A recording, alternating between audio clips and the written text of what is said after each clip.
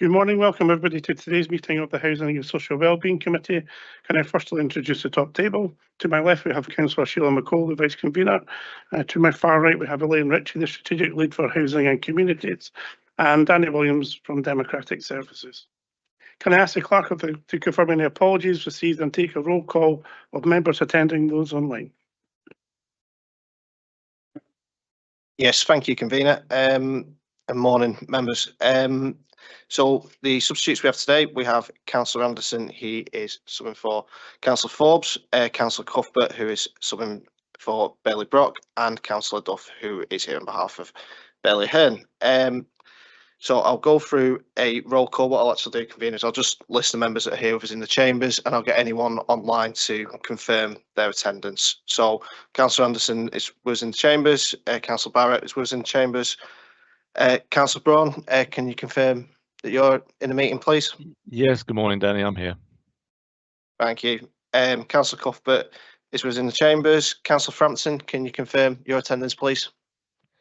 Present. Thank you. Councillor James.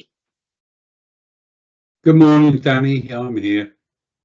Morning. Thank you very much. And then in the chambers with us from there on in, Councillor McPherson, Councillor McCall, yourself, Convener, Bailey McLaren, Councillor Smith, Councillor Welsh, and Bailey Williamson, and Councillor Duff as well. So that's all members in attendance. Thank you very much. Can I remind councillors and officers online to attract my attention using the chat box? I prefer that in the chamber. For those without computers, I will keep my eyes up for you, raising your hand for me if you need to. Declarations of interest. Can I ask if there are any declarations of interest in respect to the business on today's agenda?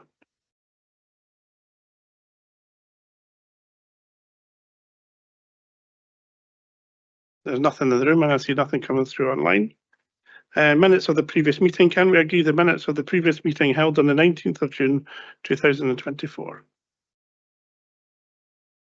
Thank you very much. Minute of the previous meeting, item 4. Can we note the outstanding business statement and remove all completed actions?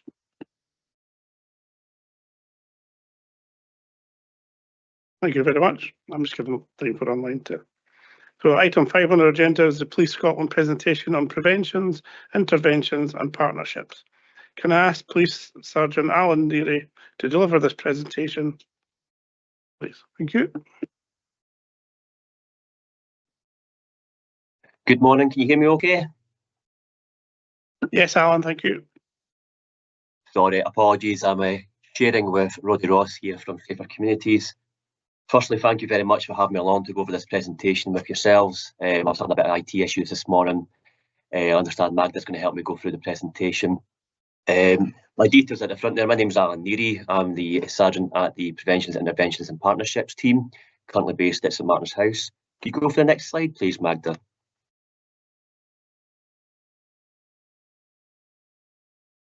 That's great, thank you. So we're a team of 3 based at St Martin's House.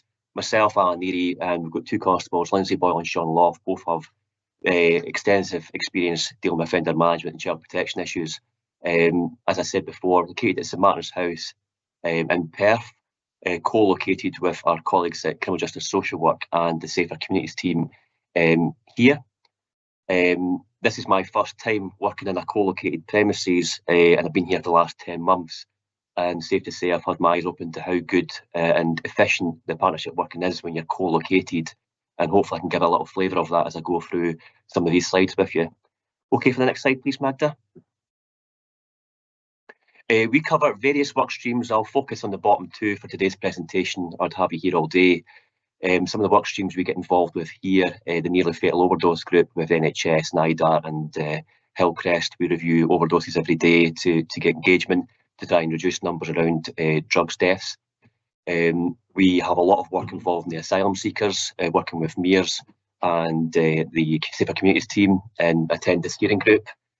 I am trained to deal with the Keep Safe I Am Me charity and Keep Safe locations throughout Perth and Kinross, of which we've got 40. Distress brief intervention is one of the mental health work streams we have, which is changing from Penumbra, you may be aware of, towards the Nuke next month, which will be a good change in terms of increasing that service that we receive. A good part of the work that we deal with is also service delivery with our NHS colleagues in relation to the mental health pathways. So it's a great opportunity when things don't go smoothly from either service or from members of the public. We can review that to maintain our working relationships and partnerships with colleagues and make sure that we're delivering the right service for people who need our care. A big part of our business is also the at-risk and emergency housing checks we share with colleagues at housing, looking at risks in relation to previous offending, potential risks from intelligence, and look at keeping staff and communities safe. So that's a great piece of work that we do for people moving to this area from out with. And what I'm looking to talk about today very briefly is in relation to our Partnership Against Rural Crime group we attend, and looking at antisocial behaviour in general in terms of what our role is in PIP. Okay, for the next slide, please, Magda. So as I said before, we do a lot of information sharing with various partners, either through certain legislation or information sharing requests, data protection, etc. And that's really valuable when we're looking at noise and neighbourhood complaints, vandalisms, youth causing noise, disorder, drugs, county lines and fires, etc. We share information from our partners to get an idea about where we need to put our resources and what action needs to get taken. And obviously these areas here can cause significant impacts on our local communities in terms of financial and victim impact. So PKC might get information reported to them directly, which we can pick up and raise queries around police responses to certain incidents, and liaise with fire service as well in relation to how we're going to deal with that.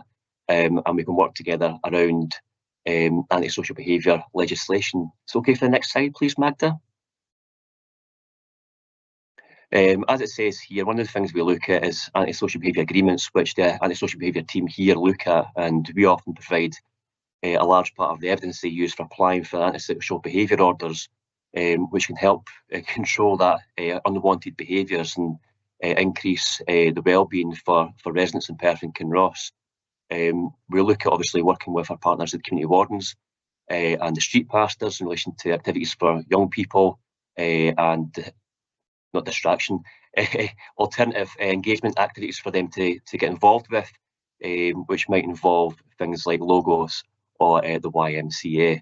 And working together, we can share that information about problems that we're seeing, things that we're failing at, or what we need to get attention to, and then work together, which happens on a regular basis, especially with the community wardens, who are a lifeline for our community officers who struggle to attend certain things with the demand they've got. The wardens are able to get into schools and communities where we're seeing problems. Okay, for the next slide, please, Magda. I thought this one would be a nice one to share, given a couple of councillors had attended back in April in relation to Operation Stung. It just shows a visual of the partnership working that we're doing. We had Councillor Chris Ahern and Andy Chan, along with some teaching staff and police officers, attend, try to deter young people from engaging in criminality or antisocial behaviour. And it just gives you an impression of, when people get together, the sort of resources we can have and the impact that might have on people. So that was some good work I wanted to share there that the community and response teams got involved with, and from yourselves as councillors. Magda, okay for the next slide, please. One of the things that we really try to push now through our PIP team with highlighting educating our staff at response in the community is a fire safety support and education programme that our fire service colleagues are dealing with. I won't steal their thunder, but it's great work where if we're highlighting a problem or come across from our wardens, that we can now put referrals through to our partners in the fire service to engage with young people that might be having an unsafe interest in fire. And Nick might speak a bit more about that in his presentation, but it's a very useful thing to get involved with our partners and highlighting those concerns to divert children or young people away from engaging in that type of activity. Okay, for the next slide, please, Magda. Thank you very much. So one of the things I want to speak about today as well was our Partnership Against Rural Crime and visitor management teams. We attend on a regular meeting with the Partnership Against Rural Crime with various partners, from Equestrian to our community safer wardens and our national team. And you'll see from the list there on the screen that visitor rangers are right at the top in terms of their impact and the information they provide to police and the community wardens about problems that they're seeing. And they get involved in everything from our fire and water safety through antisocial behaviour a big one at the moment being fly tipping, which is a great problem in Perth and Kinross, and we're really fortunate to have our fly tipping coordinator regularly attend that meeting and reacting to information that we get from either police, visit rangers, or the wardens, or from the community.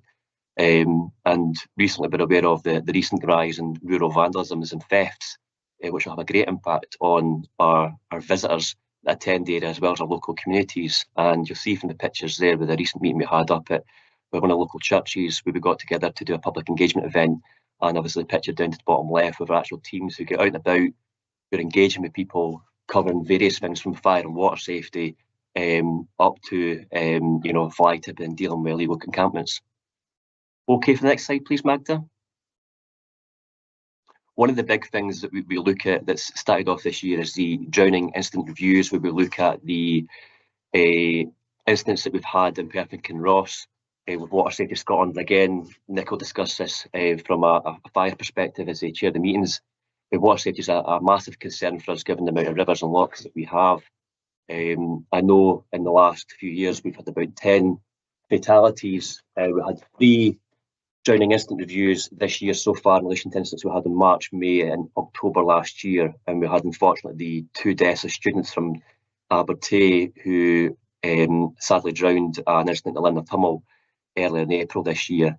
So it is a massive concern, and again with our community wardens and our visitor rangers, they're out and about up with feet on the ground engaging with people who are buying devices or kayaks and paddle boards where they might not have the experience to engage in activity safely. So with our wardens and our visitor rangers, they're doing a massive power of work in terms of risk reduction with people using our lochs and rivers, and it's been a massive benefit. So it just shows the benefit of having these partnership meetings, our regular get-togethers, and sharing information has a huge impact. It's something that we can't do on our own. And like I said before, I'd come to this team last year from Major Crime and Child Protection, having never been in a community role, and I've been quite impressed with how things are run through in Perth, and I think we do it quite well here compared to other areas in Scotland. So just be an opportunity to say thank you as well to our partners who help us keep people safe.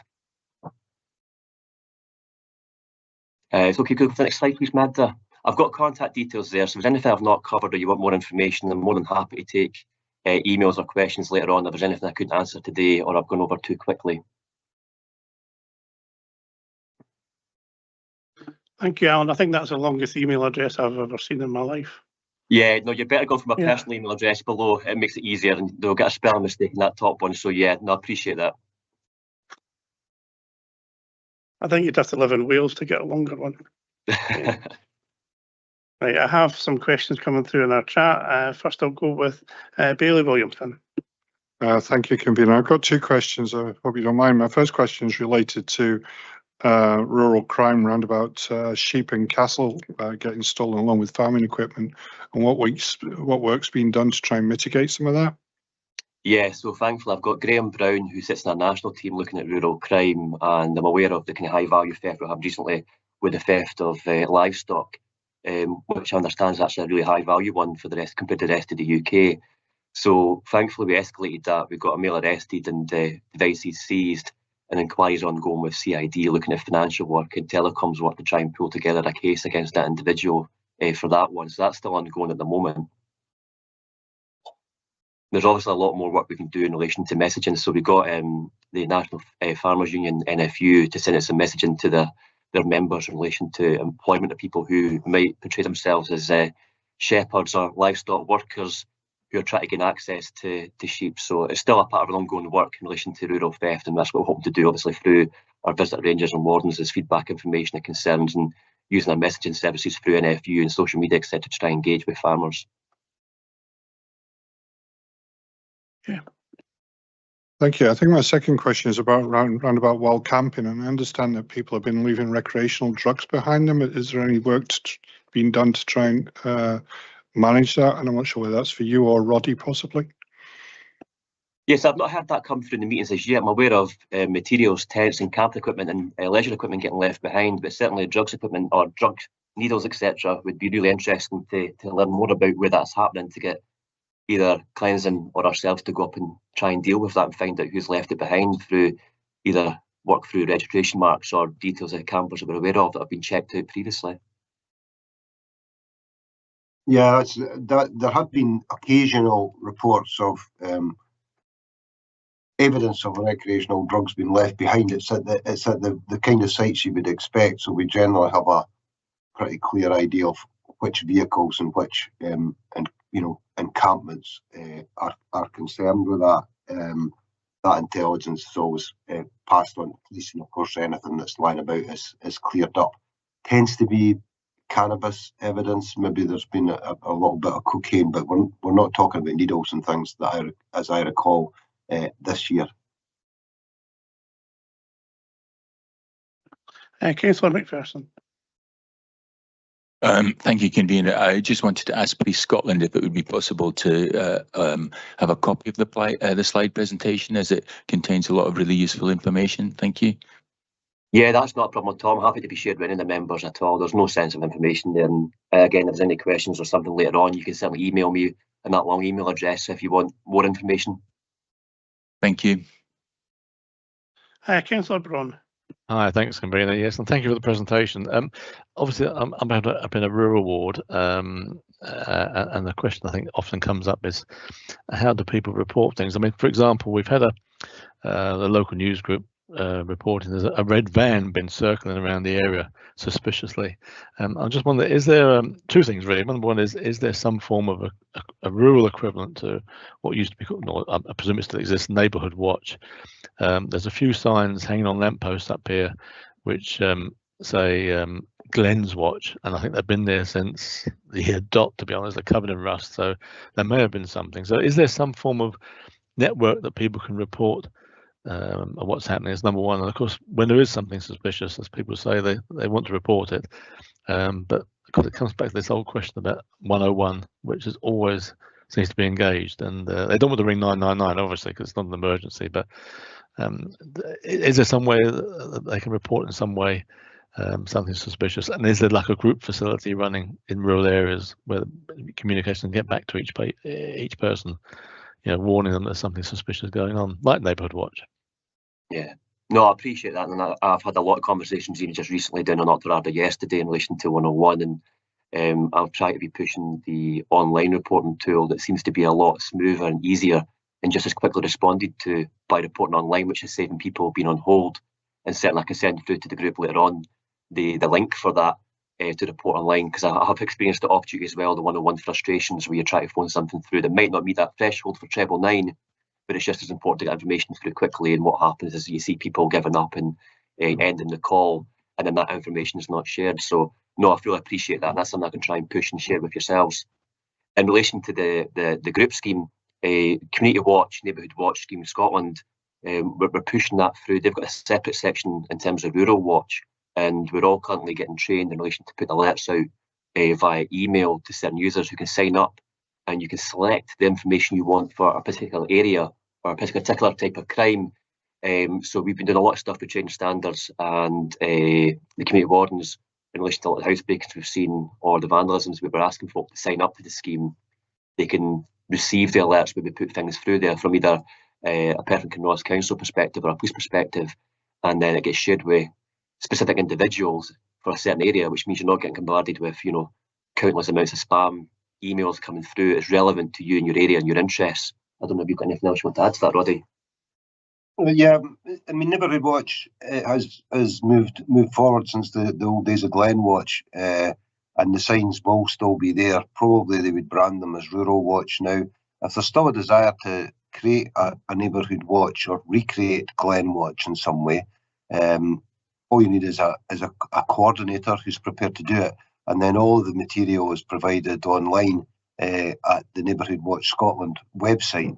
Once you're on there, then they'll send a development officer up to support the establishment of a new watch, and that will also introduce them to Communities Alert, which allows them to receive alerts and also to distribute alerts to their members. So a lot of the problems back in the day of keeping that contact between Neighbourhood Watch and the local policing community and community safety are sort of done away with because it's done online, and not everything works better online, but this is one of them where actually that flexibility is really important, and we would encourage people to sign up for Community Watch, which we sort of administer from here at St Martin's House. So making sure that it's not social media with a lot of chaff going out. We try and make sure it's useful things. So the likes of the red van you were talking about, that would be something we would circulate to appropriate areas, asking people to look out for the red van to report it.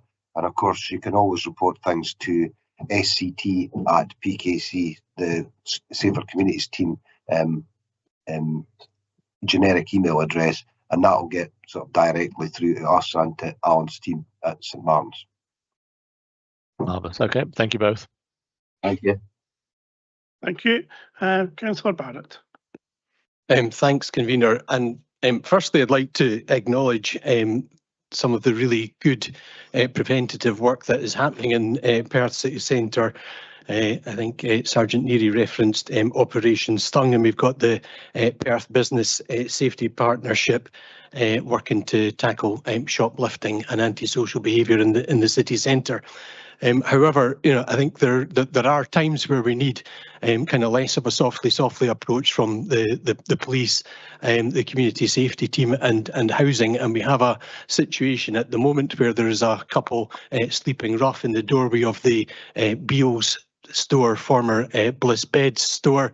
Have been for about two weeks now, causing problems with drinking in public, playing loud music, urinating in public, and the response, I think, from all of the three services hasn't managed to tackle this problem. It's affecting an area of the city centre which is already hit by severely reduced footfall due to the empty premises, I should say, at Lakeland and now at Beals, and the council meeting recently spoke about the importance of acting proactively and preventively to stop major city centre sites becoming active sites of deterioration in the city centre, but it doesn't seem to be happening in this particular case, and I just wondered what do we need to do to tackle this effectively? No, I totally appreciate the concerns. I think I've got a fair understanding of those two individuals where there was a lack of mental health concerns and a lack of engagement in terms of wanting to receive housing, and there was a desire for them to remain outside on their own accord, which kind of makes it frustrating for services to try and engage with, which isn't an excuse because obviously they've got other problems there you've highlighted in relation to urination and loud music, etc. And that's certainly something I could feed back into our community response teams who are out on the ground in terms of engaging with that. And one of the things we do here at the Partnerships and Intervention and Preventions team is that where there are maybe sort of shortcomings or issues that maybe are needing a bit more focus is something that we can take back in and raise back up with the area commander or the service delivery inspector to revisit something and look at it again and then see if there's something else we can consider in relation to that. So that's something we can take away from this meeting and have a look at that one. Thank you. Thank you very much. Bailey McLaren. Thank you. Yeah, and I'd just like to echo all the thanks. Presentation and the hard work. My question is around fly tipping. My ward is also a vast proportion of it is rural, so fly tipping does occur on a regular basis. Is this something that is increasing? We're maybe becoming more aware of where the incidents are, but is it something that's increasing or decreasing? Is the fly tipping officer managing to get a bit of a better understanding of where this is originating from, out with P&KC or in with P&KC? That sort of detail would be really helpful. Thank you. Yeah, I don't think it's increasing per se. I know Russell Gillespie, who's ex-police now, works as the coordinator for that, and we certainly help out information sharing around carrying out vehicle checks and persons checks to issue fines and warnings appropriately, and the organisation around Russell sorts out getting things cleared up. And we've had a massive uptake in the amount of fines being issued. I don't have stats on that, but it's quite significant, and the response has been great with the community and partners reporting things in, and the response has been rapid. So if you're aware of anything at all in your ward, it'd be great to be made aware of that. If it's something we're not aware of personally through our policing channels or through Safer Communities, and we could certainly have a look at it. In terms of out with, I think it's been a mixture from certainly the checks I've personally carried out of people internally and externally travelling through the area, taking opportunities to try and dump stuff, or the classic white van man on Facebook being hired to kind of dump stuff. So there've been a couple of good cases that have been reported by police through in Dundee in relation to an individual, as well as Russell issuing out fines on behalf of Perth and West Council. I can maybe add a wee bit there as well. It's very hard. Prevalence is difficult to assess. You know, it tends to be based on what people are seeing, rather than any kind of idea of how many there are. We certainly cleared a hell of a lot since Russell started, and I think there's probably a confidence in reporting is starting to emerge, particularly from our own staff, because they recognise that something's going to happen. I think waste services staff had maybe stopped reporting a bit, so we're getting really positive intelligence and reports coming in via waste services staff and also from the recycling centres. So Russell's really quickly established a really strong network of information. So hopefully what members are seeing and the public is seeing is a quicker response to reports of fly tipping, because that's the most important bit for me, is that restorative approach where you quickly return the countryside or the town back to what it was before. So it's about getting it shifted and removed, and we use the unpaid work team for that. As Alan says, the visitor management rangers have reported and dealt with a large number of sites, and they'll borrow a vehicle from the unpaid work team and go up and clear that kind of thing themselves. The community wardens do likewise. My concern at the moment is it's still moved slightly away from fly tipping to their other environmental bane of our lives, which is graffiti. Members will probably be aware that there's been a big uplift and upsurge in graffiti recently, so attention is turning to that. But and just wanted to reassure that we're on it. We've noticed and we're trying to do something about it. And again, that's a restorative approach, getting these bits of graffiti brought down. So we're on it. We've issued a lot of fines. The vast majority of those fines are being paid. There's new legislation coming through which will give us more flexibility about fining, because currently there's really only an option between £80 and £500. So £80 for litter and £500 for a fully fledged fly tipping. And as Alan says, when it's commercial, when it's gone beyond the pale, at that point we'll report via Alan to the police if we think it's criminal, or via the portal into the Procurator Fiscal. Thank you. That's really informative and helpful. If possible, to have a sort of stats of the fines issued, and maybe to all elected members would be just really good update. But thank you for all of that. It's really helpful. Yeah, I'll arrange that. No problem. Thank you, Roddy. Councillor Welsh. Thank you, convener. So I've actually got two questions, if that's okay. So my first question is to Alan.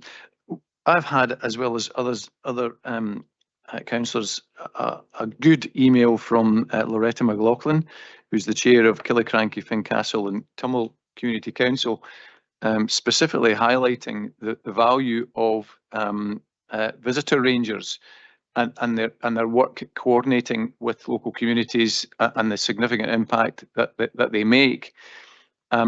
It's really just, if you have the opportunity to ask, from your perspective, is there anything further that you think could be done in that area, in either resourcing, and do you think that the proposed visitor levy that would possibly allow further investment in this area would be a positive step?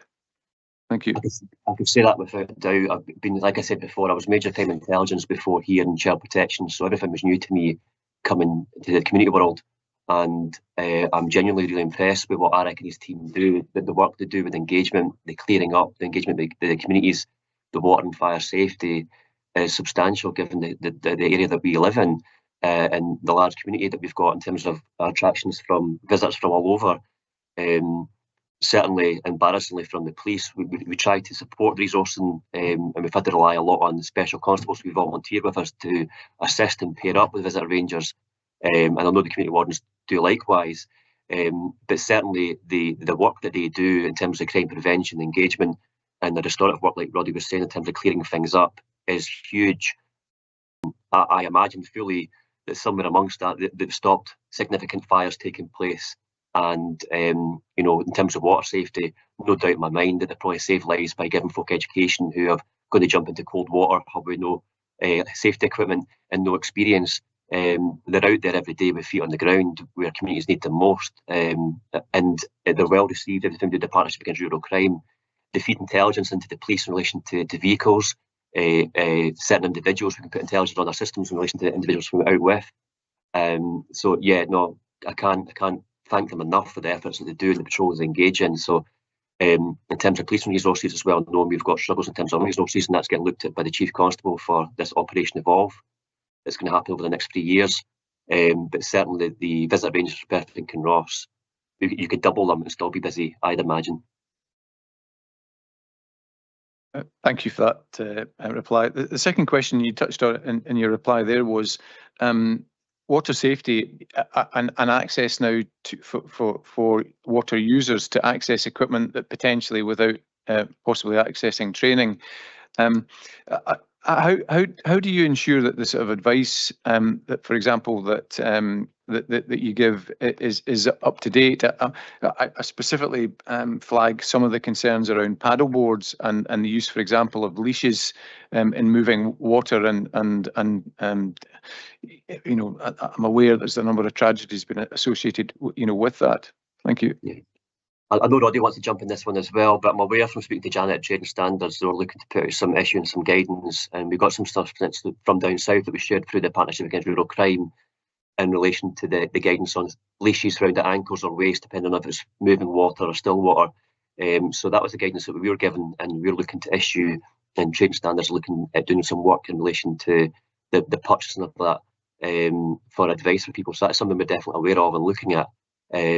But yeah, as new trends come forward and new information comes towards us, we're always looking for advice from our partners to make sure we're giving out the correct advice, either from the fire service or from Trading Standards. I don't know if you want to come in there, Roddy, sorry. No, that was basically what I was going to say, just to say that that's there, and the visitor management rangers are all forwarded that information, so they're giving out the best advice possible. Thanks both, that was very helpful. Councillor Smith. Thank you very much, Convener, and thank you very much, Alan and Roddy, for your report.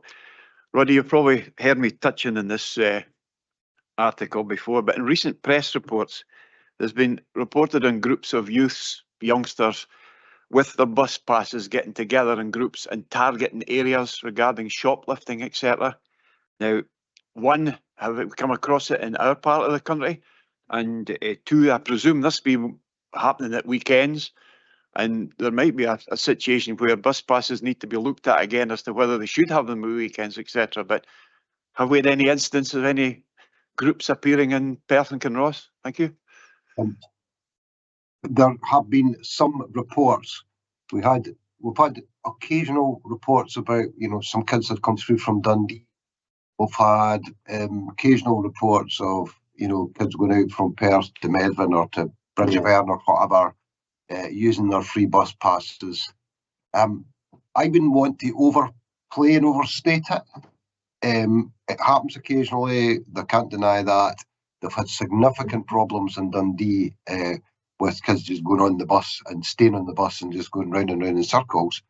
We haven't had that kind of activity, but there has been occasionally kids travelling by bus. But kids have always travelled by bus, even when they had to pay for them.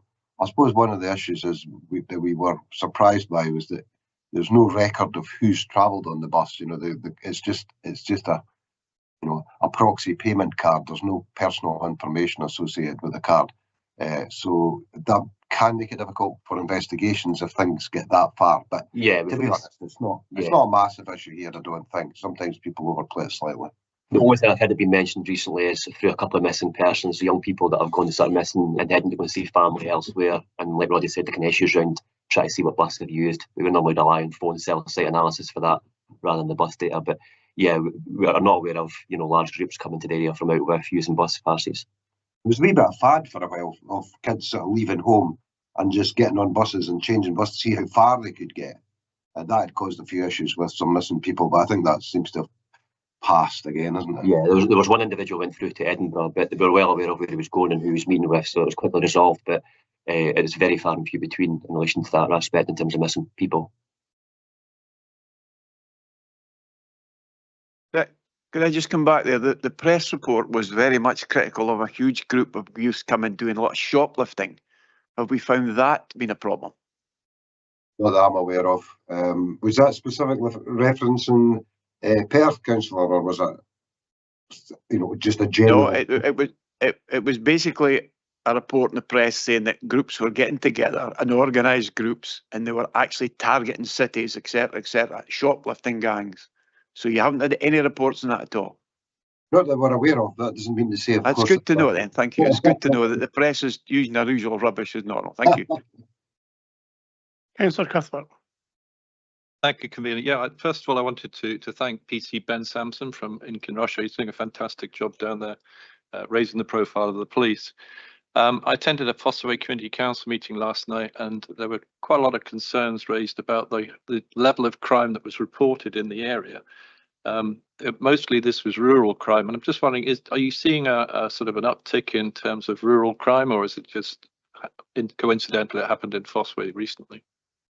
No, there has been a slight peak in relation to rural house break-ins and attempt thefts and thefts of motor vehicles, and recently there's still ongoing inquiries, but there was males from Dundee and the Glasgow area have been arrested over the last week or so and tied to various house break-ins and thefts of vehicles and quad bigs, etc. So I'm aware we picked up another team and been engaging with the rural national team in terms of getting some messaging out there and crime prevention advice.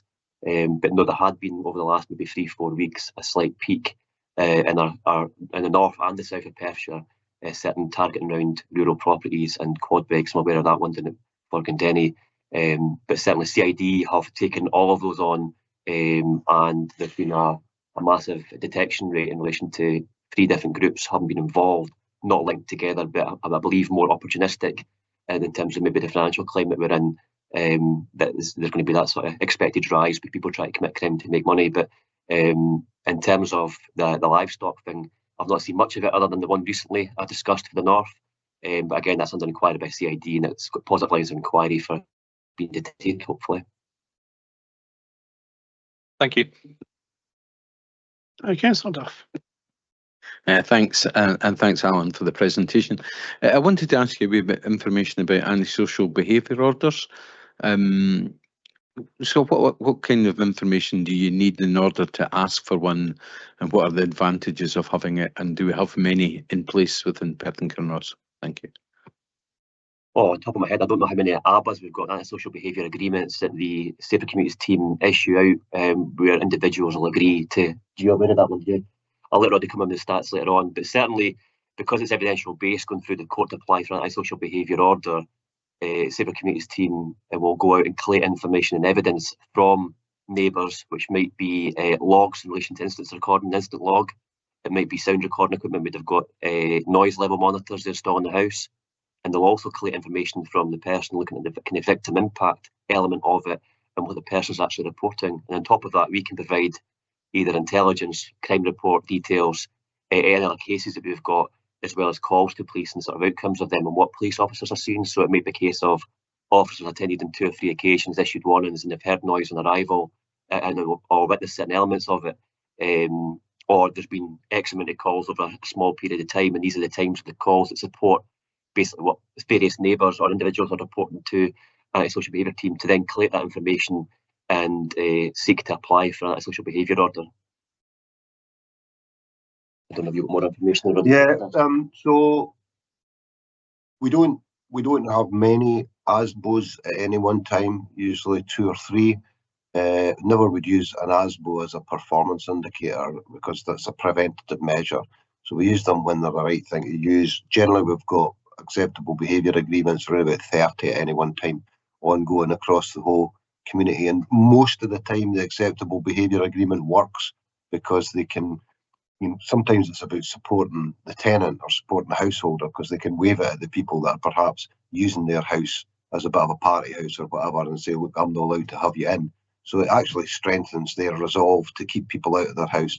So most of the time that works, and occasionally we would have to be looking at ASBO, like I say, 3 either live or in development at any one time. There's a fair bit of work involved in them, but if we need it and if it's serious enough, we can actually accelerate that process and really quickly get an ASBO in place where we think it's necessary, and that of course gives the police a power of arrest. Thank you. Councillor Frampton. Thank you. Thanks for the presentation. My question is on antisocial behaviour. It's particularly involving the individuals with drug and alcohol related issues. Groups of these individuals grouped together on a daily basis at all different times of the day outside Tesco's in South Street, the alley leading to the Canal Street car park, and outside Sainsbury's. Many people, especially the elderly, find their behaviours intimidating, often putting people off coming into the town centre. Can I ask what has been done to deter this behaviour and gathering of these individuals? No, absolutely, and I share those concerns as well. I've been out speaking to the manager at Tesco's a few times in relation to his concerns as well, and we do try where possible, ask for patrols and resources to be allocated to the town centre where they've got capacity.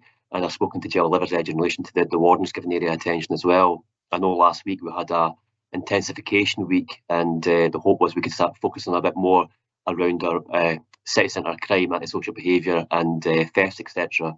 And it's certainly something I'll be feeding back up to the area commander in relation to problems that have been raised. I know the retail park has had similar problems with thefts, antisocial behaviour and intimidation, where people are kind of feeling like they can't go to the shops or the centre to do their daily business. So no, I feel appreciate that. That's something I'm trying to address internally with my management about getting resources allocated down here. Karen Judge, the sergeant of the community team, when she's got capacity and they're not doing stuff with the school, is trying to give the area as much attention as possible. But I appreciate, obviously, it's not as much as what people are wanting. So within our capacity, we are trying our hardest, but it's obviously needing a lot more attention and focus to help the city centre. So I take that on board. Thank you. Thank you very much. That's the end of our questioning. So I'd like to thank Alan and Roddy for answering the questions from councillors. I think the fact that you ended up both answering the questions demonstrates how closely you work together and how important it is that you work together and that you're open for the councillors' input and input from the community to take these issues forward. And I think that's what we're trying to achieve by having these presentations at this meeting, is to demonstrate how important the team working is in criminal justice and the police service. And of course, we're just about to have a presentation from the fire service, who also fit in with the team working that you do. So thank you very much. No, thank you for having us. Thank you, and anybody that wants to visit for more detail is very welcome to come along to St Martin's anytime and just drop in and have a chat. Thank you, Roddy. So item 6 on our agenda is the Scottish Fire and Rescue Service presentation on Community Action Team. Can I ask Watch Commander and Local Area Liaison Officer Nick Yates to deliver the presentation, please? Thanks, Convener. Can I just check everybody hear me okay? Yep, yeah, thank you. Thank you. Thanks, Nick. Good morning, everybody. Yeah, I'm Watch Commander Nick Yates. So I head up the Community Action Team for Perth and Kinross for Scottish Fire and Rescue Service. So I'm just going to give you a short presentation today and just kind of tell you about some of the main work streams that we've got involved within the team at the minute. We're quite a small team, as you can see. You've got myself, we've got community firefighter Steve Daly, and also community safety advocate Asha Lal. But I can promise you we're doing a lot of good work, and I'll tell you a little bit about it as we go through. If anybody has any questions, I'll be more than happy to take them. If I can ask you, just wait until the end of the presentation if possible, please. Okay, cover the next slide, please, Margaret. So the first thing I'd like to kind of tell you about is risk recognition. So this is a training package that we provide to our partner agencies, and it's mainly people who will visit people within their own homes, and it kind of shows them how to identify why somebody might be at risk from fire, amongst other things. And the good thing is this is people that we may not come into contact with within our kind of day-to-day work. but it's people that may need our help and support. So it's a good way to kind of get in touch with members of the community like that.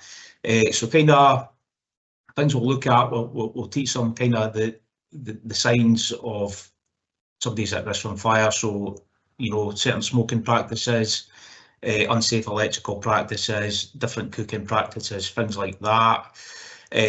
Obviously causes of slips, trips and falls in the home, signs of fuel poverty, and if somebody does have kind of signs that they are suffering from fuel poverty, we can help signpost the SSE and SGN to kind of get help and advice for that person.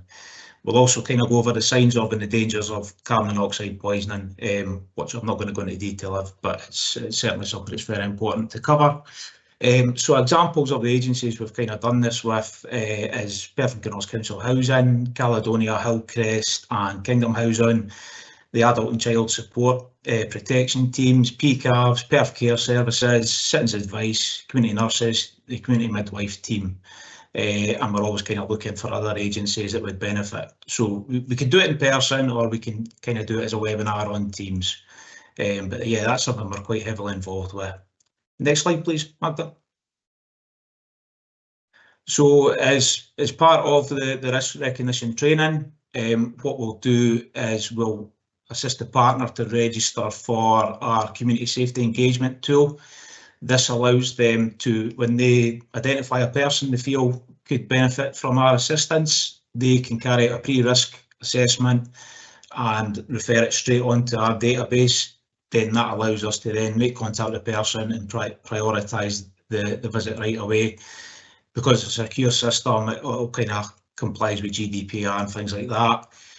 If the agency isn't registered, we can help them do that, or we can do a referral over the phone. We do sometimes get referrals by email, so obviously we have concerns with information getting shared like that. So what we'll do is contact the agency and explain we can't accept a referral via email, signpost them to the link to allow them to register, and then we'll delete the emails to make sure there's no data being left.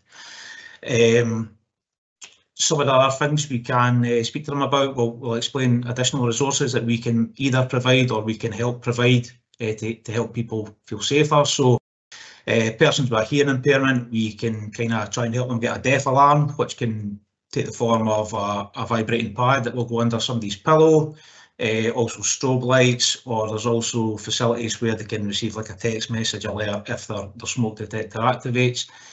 Carbon monoxide detection equipment, we can issue carbon monoxide alarms, and we've got a partnership with Scottish Gas Networks where they've provided us a healthy stock of CO alarms.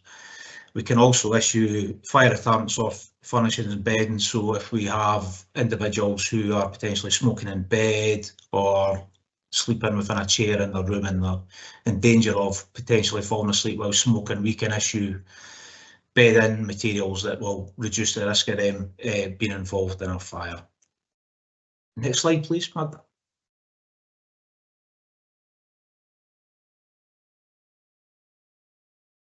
So I'd like to touch on hoarding and self-neglect. So this is something that we cover within the risk recognition training, but it's a very kind of a big issue that we are kind of focusing on a lot more these days. So what I would emphasise, that hoarding is a recognised mental health condition, complex. It's widely misunderstood and it affects all socio-economic, age and ethnic groups. So we're not just talking about one certain part of society here. So there can be a lot of causes, a lot of triggers for it. Such things as a traumatic life event, loneliness, memory problems, and people that have experience of poverty and hardship. You'll see the bottom bullet point there. So potentially we believe there is over 150,000 people in Scotland that are affected by hoarding tendencies. If you do a bit of basic maths, you know, Perth and Kinross, we have around 2.7% of the Scottish population. So we could potentially be looking at towards 3,500–4,000 people potentially in Perth and Kinross with hoarding tendencies. We're aware of 100. We keep a database of properties where we've confirmed there is hoarding present in that. So you can see that there is quite a difference there, but this is why we do our risk recognition training, and there's hoarding self-awareness that'll I'll show you, and the idea is the more agencies we can make aware of the kind of risks of hoarding and stuff, and then share information, the more we can kind of become aware of, and then we can start to take steps to kind of try and provide support for the person in that. The main way that we kind of become aware of a property we're hoarding is obviously if we attend an incident of any kind, if we're carrying out an initial home fire safety visit, we'll get referrals from our partner agencies off the back of, you know, our risk recognition training, things like that, or also, you know, sometimes we'll be notified by a family member or a neighbour if they've got concerns about a friend or family member. So our priority, obviously, when we are made aware is, you know, we'll look to carry out a home fire safety visit as soon as possible. This might be alongside a partner agency or a trusted family member, just to kind of, you know, help, you know, with the person, because it can be quite a stressful kind of thing for them. They're maybe not keen to have anybody in their house. So if there's a way we can, you know, work alongside an agency or a family member, we'll of course do that. So we'll ensure the property has working smoke detection, and then we'll look to see, you know, due to the high amount of combustible materials, we'll look to minimise that as much as possible. Something that can be quite common is potentially items can be stored, you know, next to an electrical outlet or close to a heat source such as a heater. So we'll look to minimise that as much as possible. And also a very important thing is we'll work with the individual to make sure they have got a means of escape. So as you can kind of see from the picture there, entranceways, exitways can become blocked quite easily. So we'll try as best as possible to establish a safe way out for the person as much as possible. And at all times through the kind of process, information sharing with our partners is absolutely vital. So obviously this is to get a joint understanding of the risks, and it kind of helps begin the process of, you know, providing support for the person and looking to get some improved outcomes for them. Next slide, please, Magda. So just some of the kind of the risk and issues associated with hoarding, and obviously some of these will explain why the fire service is quite heavily invested in this. So 1/3 of fire deaths will involve a person with hoarding tendencies. So you can see why that kind of means a lot to us. As I'm talking about there, because of the amount of materials within a property, the access and the escape routes can become compromised. The high fire loading associated with those materials can cause a fire to develop much more rapidly. The accumulated items can potentially be blocking doors, preventing the doors from closing. Again, that allows the fire to, you know, spread quicker and more intensely throughout the property. If we are involved in a fire in a property, it's much harder for us to search as firefighters because of the amount of materials, and it's much harder for us to try and locate the person. Sometimes the materials can be stacked up quite a lot. Sometimes people can hoard newspapers. That's quite a common thing. So you can imagine if you've got these 7-8 foot tall stacks of newspapers and stuff, there's a potential for not only the firefighters that are going into search, but on a day-to-day basis, the person can potentially be trapped under piles of stacked materials. If we're dealing with a fire in a property, we're obviously going to be using copious amounts of water potentially. This is going to increase the structural load in the property, and that's going to increase the risk of a structural collapse. So the kind of example I would give is you can imagine if you had a person in a top floor flat in, you know, one of the blocks in kind of North Muirton. If we have a fire in there and we're applying a lot of water, there's potential for the whole block to be kind of compromised by that. So that's another associated risk. Obviously, slips, trips and falls are the risk of that's greatly increased. Neighbour disputes goes without saying. It will lead to the person becoming more and more social isolated, and it will just kind of snowball the scenario. If there's children in the property, there's clearly going to be a child protection issue, and then ultimately there is unfortunately going to be a risk of homelessness if the situation isn't rectified. Next slide, Mark.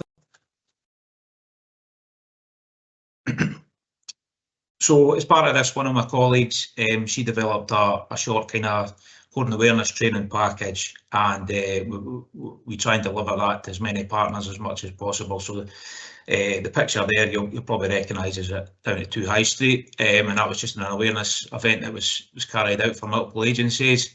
But we have carried out the training for other partners, you know, housing associations, PKC housing, other support teams, dementia services, mental health and community alarms teams. And again, like the risk recognition, we're always kind of looking for additional agencies that we can present that to. And it's all just about spreading the awareness and kind of making people aware. And the more people that do that, the more we can kind of find these people and then start to look to give them more support. Next slide, please. So another thing that we're heavily focused on within the team is contributing to local and national road and water safety education and initiative programmes.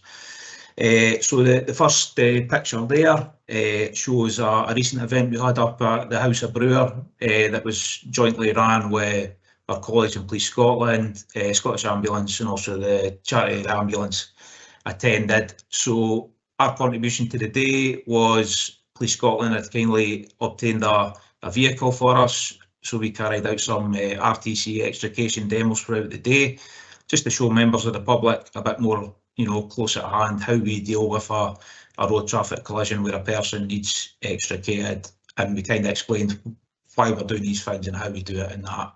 And as you can see, our ambulance service colleagues also took part in that. Within the premise itself, we also had stalls set up, so we were giving out further advice and stuff, as did our partner agencies. The picture below is our VR goggle resource that we use. I'll tell you about that in a wee second. The second picture outside the prison, that is from a course we assist with called Life Skills. We visit the prison and we give some input to the inmates. We do it predominantly at Castle Huntly recently, so people that are either being integrated back into the community, we can do some kind of home fire safety initiatives with them. We also do a bit of road safety with them as well. With regards you know, working as a key partner locally and nationally, we sit on the Tayside Road Safety Partnership, and we also sit on the Transport Scotland Local Partnership Forum for the North of Scotland. As Alan touched on in his presentation, we share the Tayside Partnership approach to water safety. So part of this is to reduce accidental drowning deaths by 50% in Scotland by 2026, and that's part of the Scotland's Drowning Prevention Strategy document that you might be familiar with. Road safety, we assist with the, oh, sorry, actually no, can I go back slightly to the water safety? So the drowning prevention strategy, there's kind of 3 key stages to that, which is prevention, improved incident response and review. So when there is a water related fatality within the area, we'll carry out a scene outcome review, which is basically we'll try and establish the kind of circumstances and gather as much information as we can from the partner agencies that have attended, be that the fire service, the police, mountain rescue, the Coast Guard and the ambulance service. That's then submitted to Water Safety Scotland, and then that is then passed to the Procurator Fiscal, and then they make a decision whether the death was accidental or there's unknown information. If we feel there's information to be gained or lessons to be learned, we'll carry out a drowning incident review at that point, which is where all the partners will come together and we will discuss the incident, look at the factors that were involved, and most importantly, we'll look at, is there anything we can do to prevent that happening in the future? So the benefit of it is we all gain an understanding of the incidents in our area, and we agree on joint measures to try and prevent them reoccurring. And one of the big things is, before the strategy came into place, there wasn't a consistent way of recording incidents across Scotland, so that the data was not very good. This is now ensuring we've got consistent data, so we can ensure we know if we're going in the right direction or if we've got increases in certain areas or that. So it allows us to monitor the progress very well. The bottom left there, the new driver early intervention scheme. So this is a programme that we kind of help facilitate and deliver in conjunction with Police Scotland. So it's a programme that's aimed at sort of 17 and 25-year-olds. We deliver it at local schools, Perth UHI, and we can also give it to local groups. And we've also done it with some local businesses that have a lot of drivers on the road. So it consists of a presentation, and it's a kind of case study about an RTC that happened down in Ayrshire a few years ago. That sadly led to 2 people losing their lives.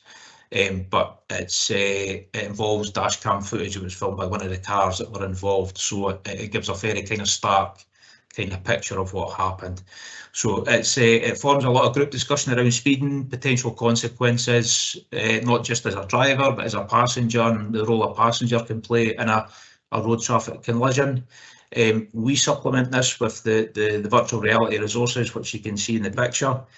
So we have a programme on there that basically allows the student to experience being in a vehicle that's then involved in a road traffic collision, and then the subsequent, the fire service, ambulance and the police arriving on scene, and the people having to be extricated from the car. So it gives a first-hand kind of experience of that, and certainly all the feedback we get is a very good resource, and it really does get the students kind of thinking about stuff in that.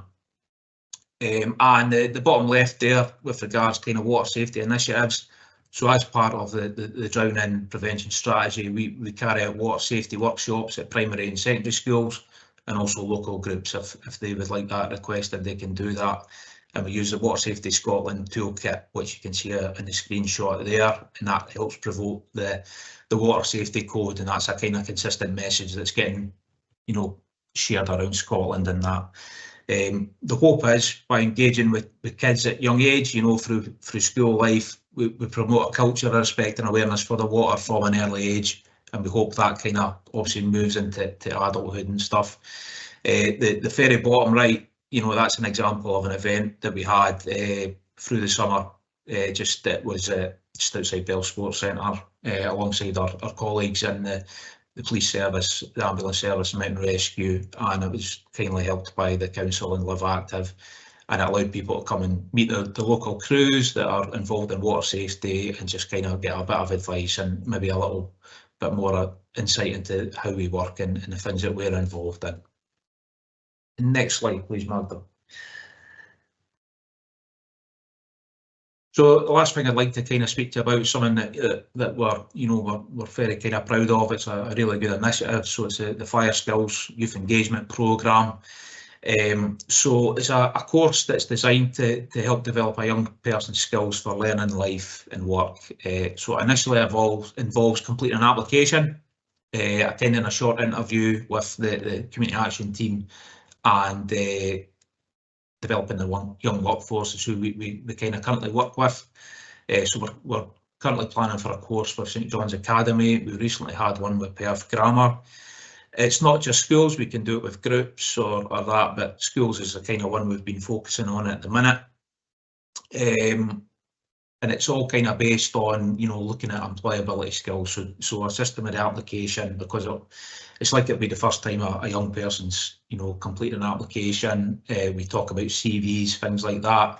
And then the presentation is it's not a mandatory thing, it's a kind of an optional thing, and we'll expect them just to do a short presentation on the fire service that allows them to go away and research it. And it's all just kind of to get them to be more confident, public speaking, researching a topic, things like that.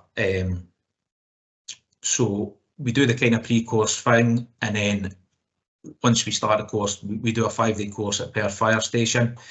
The course can be provided over a number of weeks, but we kind of have the capacity to do it as a 5-day course. So it covers such things. We'll do like fire service drills with them, so hose running. We have a special kind of ladder that they can use, so they'll do ladder drills. We'll give them input on home fire safety.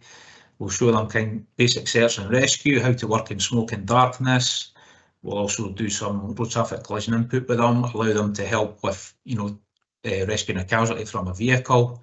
We do a lot of kind of first aid with them, basic life support, and we'll also do a bit of defibrillator training with them. So that's something that's going to be quite good. We want to have as many people as possible in the community know how to do CPR, how to use a defibrillator, and not to be worried about using a defibrillator. We also do a bit of work on antisocial fire-related behaviour, so we'll give them an awareness of it, explain the dangers of it, how it can affect the fire service and our other agencies, and just give them a better understanding of that kind of side of the job. The full course can be accredited to the Scottish Credit and Qualification Framework at level 4 as well, so it is potentially a very beneficial course for young people to do.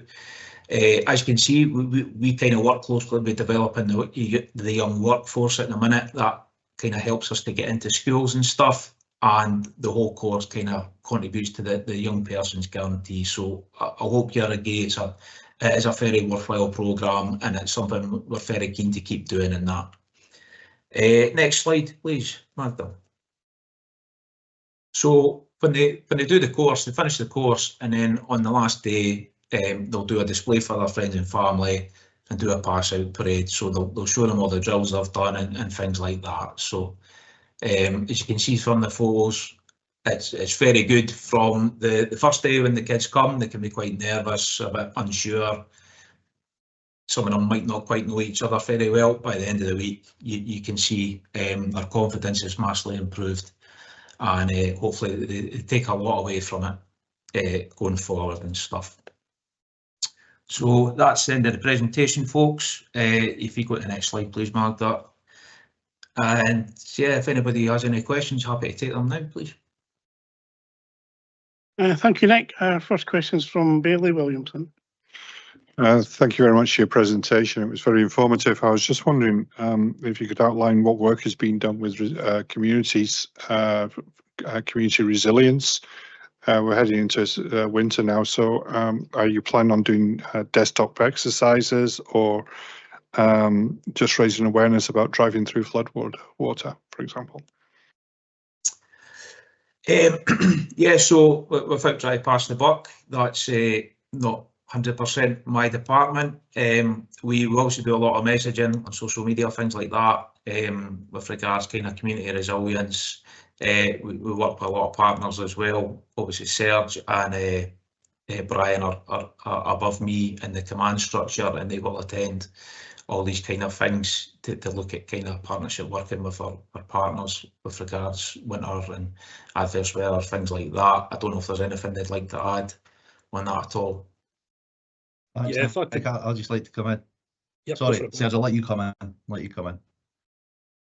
No, I was just going to come in to say, just regarding that from a Perth and Kinross standpoint, we are similar to other partners, part of the Tayside Resilience Partnership, and as such, we're closely linked to reviewing previous incidents and events to try and understand how to better prepare for them locally. So absolutely, we've completed works recently around Storm Babette, and looking at how we can better resource and work within the spate weather conditions that we experienced at that point in Angus, and that will tie into similar works and tabletop exercises that we do throughout the year to ensure that we are prepared for such incidents. Yes. Serge, thank you for your answer. I was more specifically, are you proposing to bring in resilience groups to Perth fire stations and do the desktop exercises in Perth fire stations with resilience groups, or is that just for an agency level approach?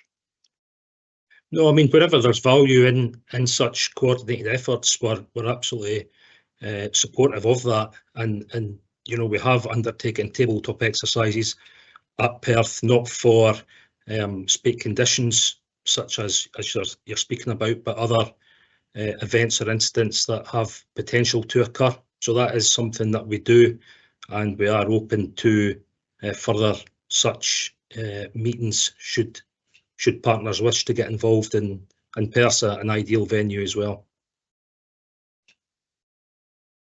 Mrs. Ritchie's going to add to the answer that you've got there, Bailey Williamson. Councillor Bailey-Williamson. Just to add, we've got the community resilience groups spread throughout Perth and Kinross, and we've been undertaking mock exercises with those groups in terms of resilience and just doing mock exercises. And that's been carried out by our civil contingency teams, which is based within our parking services. And we've done about 4 or 5 over the recent months, and they've been really positive with the community to build up our resilience, but also to learn any lessons from last year.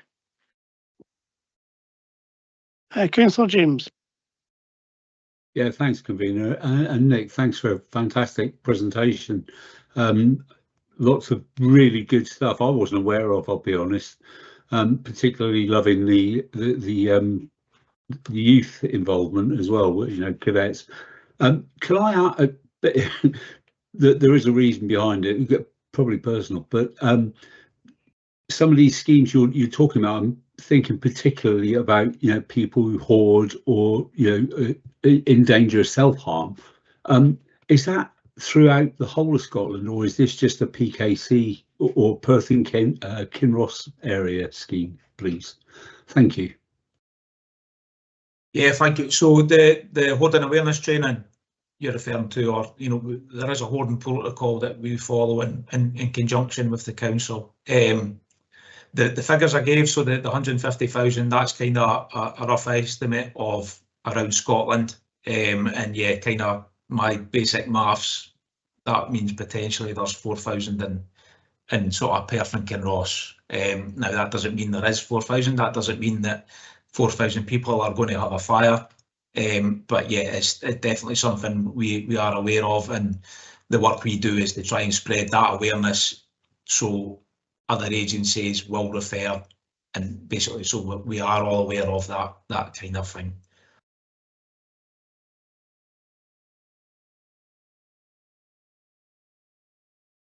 Thank you very much. If I get myself onto the right page, I'll see who's next. That's Bailey McLaren. Thank you. Yeah, my question is relating to about, I think it's your first slide, about the risk recognition. And you mentioned when you spoke about fuel poverty, you could signal people to SSE and SGN. What exactly is it that they are able to do to assist in this subject? So yeah, my understanding is, you know, they can, if a person is obviously struggling to pay their bills, they can look at ways they can assist the person to pay their bills, whether they may have support available to them that they might not be aware of, payment plans, etc. You know, I couldn't guarantee that's how they do it, but I know that's the kind of things they will look at. Obviously, they don't look to disconnect a person. That's not something they do. They'll do what they can to support the person. There might be additional resources they can provide, more effective heating methods, you know, and I would imagine potentially grants to make their property more energy efficient, things like that. But that's just my opinion. I would probably say speak to them directly just to get a firm answer on what they do. Our kind of main thing is, if we become aware of it, we will, you know, make sure the person is put in contact with them so they can start getting some support from that agency. Thank you. Councillor Duff. Thanks. My question is with regards to water rescues. I mean, obviously it's a big area, Perth and Kinross, and I just wondered whether there was water rescue equipment spread throughout Perth and Kinross, or is it all based centrally at Perth? Thank you. Yeah, so with regards to water rescue equipment, yeah, you'll be aware within the River Tay at Perth, we've got quite a high amount of flow lines stationed along the river. They're kind of checked on a regular basis by our community warden colleagues to make sure they're working okay. There is flow lines in other areas. I know Blair Gowrie, there's been quite a lot of work done at the Erich in the town there. There's flow lines available. There's also quite updated signage. There's been a lot of work done nationally to agree on a standardised type of signage for areas with, you know, potentially risky water, to make sure that a consistent kind of message is put across and people know what to do in the event of emergency. As I say, part of the kind of drowning incident review process, if there is an incident in an area, we'll look at the area? Is there a potential to install equipment? Do we need to improve signage? Or it might be something as simple as, can we put a new fence? You know, a fence might have fallen down and it might have allowed access to that area. So sometimes a lot of it is very kind of simple. We might need to work with a landowner to say, can you put an effective fence or a gate or something like that? But yeah, I can assure you that there is safety equipment dotted around the area. But again, it's always something we're kind of reviewing, and if any incidents do happen, we will look to see if that needs to be supplemented or changed or anything else like that. If I can just come in there as well, just on the back of Nick's comments, from an SFRS point of view, you'll recall from the water safety presentation that was delivered by Station Commander Snedden, we also have a number of flood response stations that have specialised equipment in addition to the swift water response stations, one of them being Perth, which has specialist equipment above that the flood stations have, including a boat and other specialist skills to assist with any incidents that occur within the Perth and Kinross area. Thank you. Thank you very much. Councillor McCall. Thank you, convener, and thank you, Nick, for the presentation. My questions are around two aspects. One, the slide presentation or the slide you produced on alarms, furnishings and beddings, etc. And the second one is kind of linked to do with hoarding. And I'm wondering if one of the partner agencies you're working with is the Health and Social Care Partnership here in Perth and Kinross. In terms of the alarms, for example, there's a rollout to digitise the community alarm system, and there's quite a lot of work going on to develop technology-enabled facilities in people's homes, particularly those of some of the groups you mentioned who might have hearing or visual impairments or who may have other types of disabilities. And in terms of the hoarding aspect, there's also an adult support and protection aspect to that. And I know it's something that's considered quite a lot by that committee. I know you mentioned child protection in your slide, but you didn't mention adult protection. So I'm just wondering what engagement you have with Health and Social Care Partnership and the Adult Support and Protection Committee. Thank you. Yeah, no problem. So yeah, we obviously sit on the adult support and protection kind of support group and stuff. So yeah, we deal very closely with the Health and Social Care Partnership. So if we were, for instance, the first agency that came into contact with a person with these hoarding tendencies, we would, if we felt it was relevant, we would immediately refer to adult support, and we've got set protocols and procedures for doing that. And it's something we do, you know, on a daily basis, not just for a hoarding scenario, but any individuals we encounter in the community. And it might not even necessarily be a fire-related thing. We're increasingly attending incidents of a non-fire-related nature. A lot of times we're gaining entry for our ambulance service colleagues, and we know we may encounter a person that is, you know, badly needing additional support, and we will obviously work right away to provide a referral and support in any way we can, to provide support for that person going forward. So yeah, we have a very good working relationship with the whole Health and Social Care Partnership. I can confidently say that. And the community or the alarm systems, are they linked into the community alarm system? So community alarms, who, as you know, they're based out of the fire station at Perth. So we can refer to community alarms if a person doesn't have that system in place. So what they can install, they can, at the basic level, they can install like dependent systems. So if an individual potentially has a risk of slip, trips and falls, they can have this pendant system that will then, you know, make a call to the alarm company at the station and arrange for support. To supplement that, they can also install smoke detection and heat detection within a property as part of the package. So if there's an activation in the property, that will go direct to the alarm receiving team. They will try and make contact with the individual to establish the reason for activation. If there is a fire or they can't establish contact, they will then put in a treble 9 call to mobilise ourselves or another agency, depending on the nature of the issue at the property. The alarms that community alarms will install, they won't be up to the standard, the government standard. They tend to maybe fit potentially one detector in a hallway, one in a living room, and a heat detector. So that might not be up to standard. So we will fit in addition to that. We won't, if we encounter a property with community alarms that needs additional detection, we will make sure that we ensure that the property is up to standard if possible, or explain to the person how they can take it up to standard, if you understand what I mean. I do, thank you. And our last question is from Councillor Smith. Thank you very much, Convener. Probably an obvious question, but do you do a lot of talks with the fishing community regarding all the beats we have up regarding water safety, etc.? Because I can imagine what's going to happen there. Obviously, the weather situation, the going in too far. Do you have a lot of talks with them? Thank you. I can't say we have a lot of regular talks, but what I can say, I have a friend who is a member of the Stormont Angling Club, and he actually approached me quite recently because they've been having some issues with younger people coming onto the beat and fishing, and there was concerns around the equipment they use and stuff like that. So we've done a bit of engagement with the wardens and things like that to increase patrols.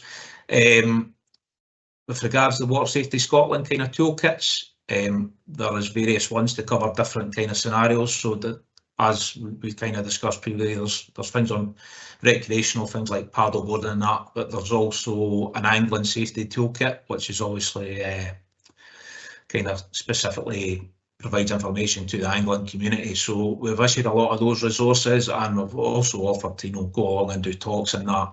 So it's definitely something on the radar, and I totally understand there is a lot of fishing beats in the area.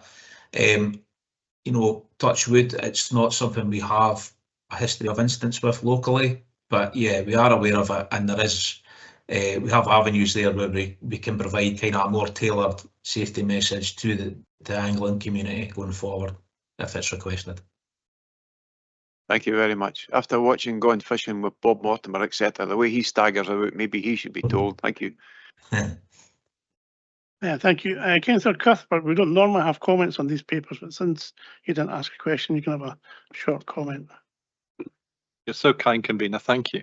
Yeah, I don't normally sit on this committee, and I just wanted to thank Nick for his presentation. I learned an awful lot, and it was very interesting. So thank you for what you've put forward. Thank you. Thank you.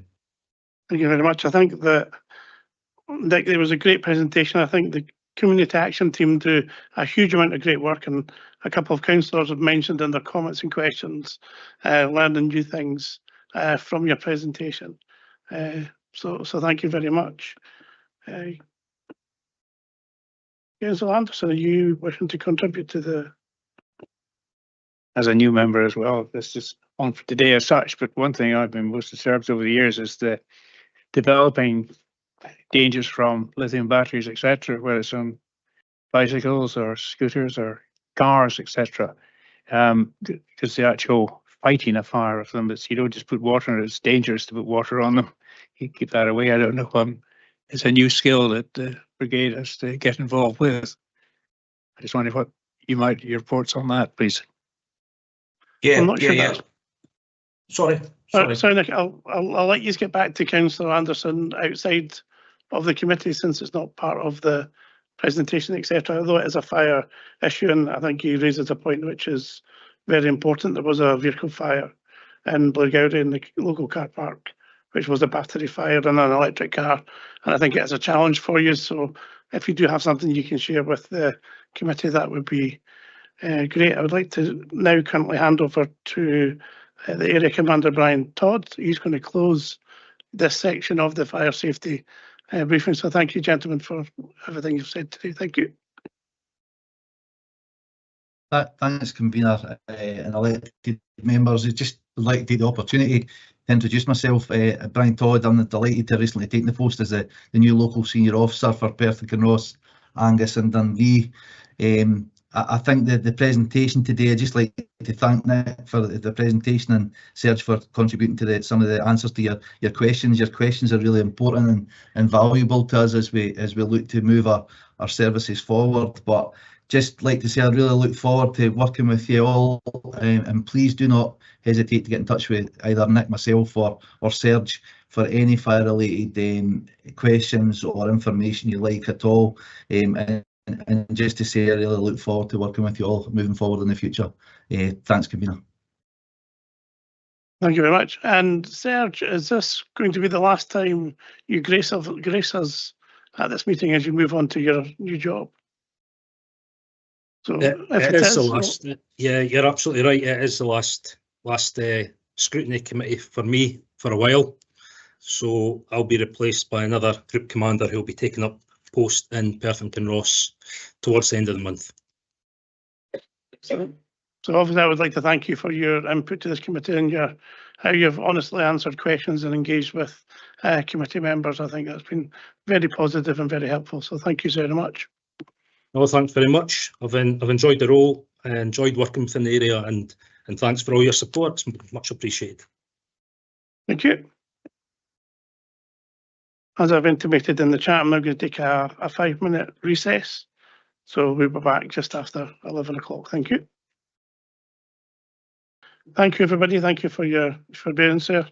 I was speaking to Ms. Palmer, one of our community engagement tenants, regarding the committee. She has a few questions and comments she'd like to make. So I was obviously discussing one or two comments. So welcome to the committee. You're always welcome, and your input is always something that the councillors on the committee are waiting to hear. Item 7 and 8 on our agenda will be taken by the Vice Convener. So I'll hand over to Councillor McCall. Thank you, Convener. Good morning still, everyone. This paper on the tenant participation strategy seeks approval for the newly revised Perth and Kinross tenant participation strategy for 2024 to 27. As mandated by Section 53(1) of the Housing Scotland Act 2001, we must prepare a tenant participation strategy, including an assessment of required resources and a statement of the resources to be made available. The strategy outlines how we, as a landlord, intend to communicate with and listen to tenants. Due to the COVID-19 pandemic, meaningful consultation and engagement with tenants were delayed, resulting in the current strategy not being reviewed until March 2023. I will now hand over to Michelle Dow, the Service Manager, to introduce this paper. Thank you, Michelle. Thank you, Vice Convener, and good morning to everyone attending today's committee. I'm delighted to be here today to present to committee for approval Perth and Kinross Council's tenant participation strategy for 2024 to 2027. This strategy seeks to build on and strengthen the already strong foundation of tenant participation and engagement that exists in Perth and Kinross. The strategy was developed in partnership with tenants through a series of workshops supported by an independent external consultant. Shaping the strategy through the eyes of our tenants was a key priority for us as a landlord, not only for this strategy document, but for the way we shape and deliver services throughout Perth and Kinross for our tenants. The agreed vision for the new strategy is that tenant participation in Perth and Kinross offers everyone an opportunity to work together, be listened to, influence decisions on the issues which matter to them and improve housing outcomes. The strategy includes 4 key priorities as agreed with tenants, as outlined in the covering report. Furthermore, it goes into further detail outlining the strong starting position we have here in Perth and Kinross and around the 4 priority areas and what the actions are that sit underneath each of these priorities. The strategy looks to continue with the menu of opportunities for tenants to be involved under communication, consultation and engagement. The actions set out under each strategy priority have been developed into a detailed action plan attached as an appendix, setting out specific actions, timescales and responsibilities to guide implementation and delivery, providing a strong basis for monitoring progress. The action plan will be reviewed on an annual basis through a tenant-led panel to ensure that the priority actions are being implemented in TP activities throughout the year. The review will measure the impact of the actions, outcomes and identify any areas for improvement. The panel will be open to all tenants, staff and elected members. Any changes made as part of the review will be shared with tenants, staff and elected members. The key message from the strategy is that we need to grow, promote and support a culture of tenant participation that does not sit with any one individual team, but is the heartbeat of all council staff, elected members and tenants equally. Thank you. Thank you, Michelle. Ms Palmer, would you like to make any comment or contribution at this point? Yes, thank you for this opportunity. I only just got this paper on Friday and found quite a few typos to do, but Michelle and I are going to do that after this meeting. And the only other thing I've written is good paper, but no mention of a TP officer. Does this mean there isn't going to be one? Good mention of staff training. Page 90, is this a reference to the LDP3? Page 92, is this a reference to the design guide or the design guide?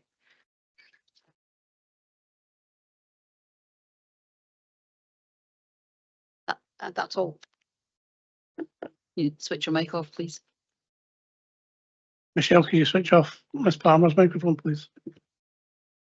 Michelle, do you want to respond to those? I mean, certainly Lynn and I have had a conversation this morning. There is still a vacant post within the tenant participation team, but the service fully intend to advertise for that vacancy and recruit into the team as soon as we possibly can.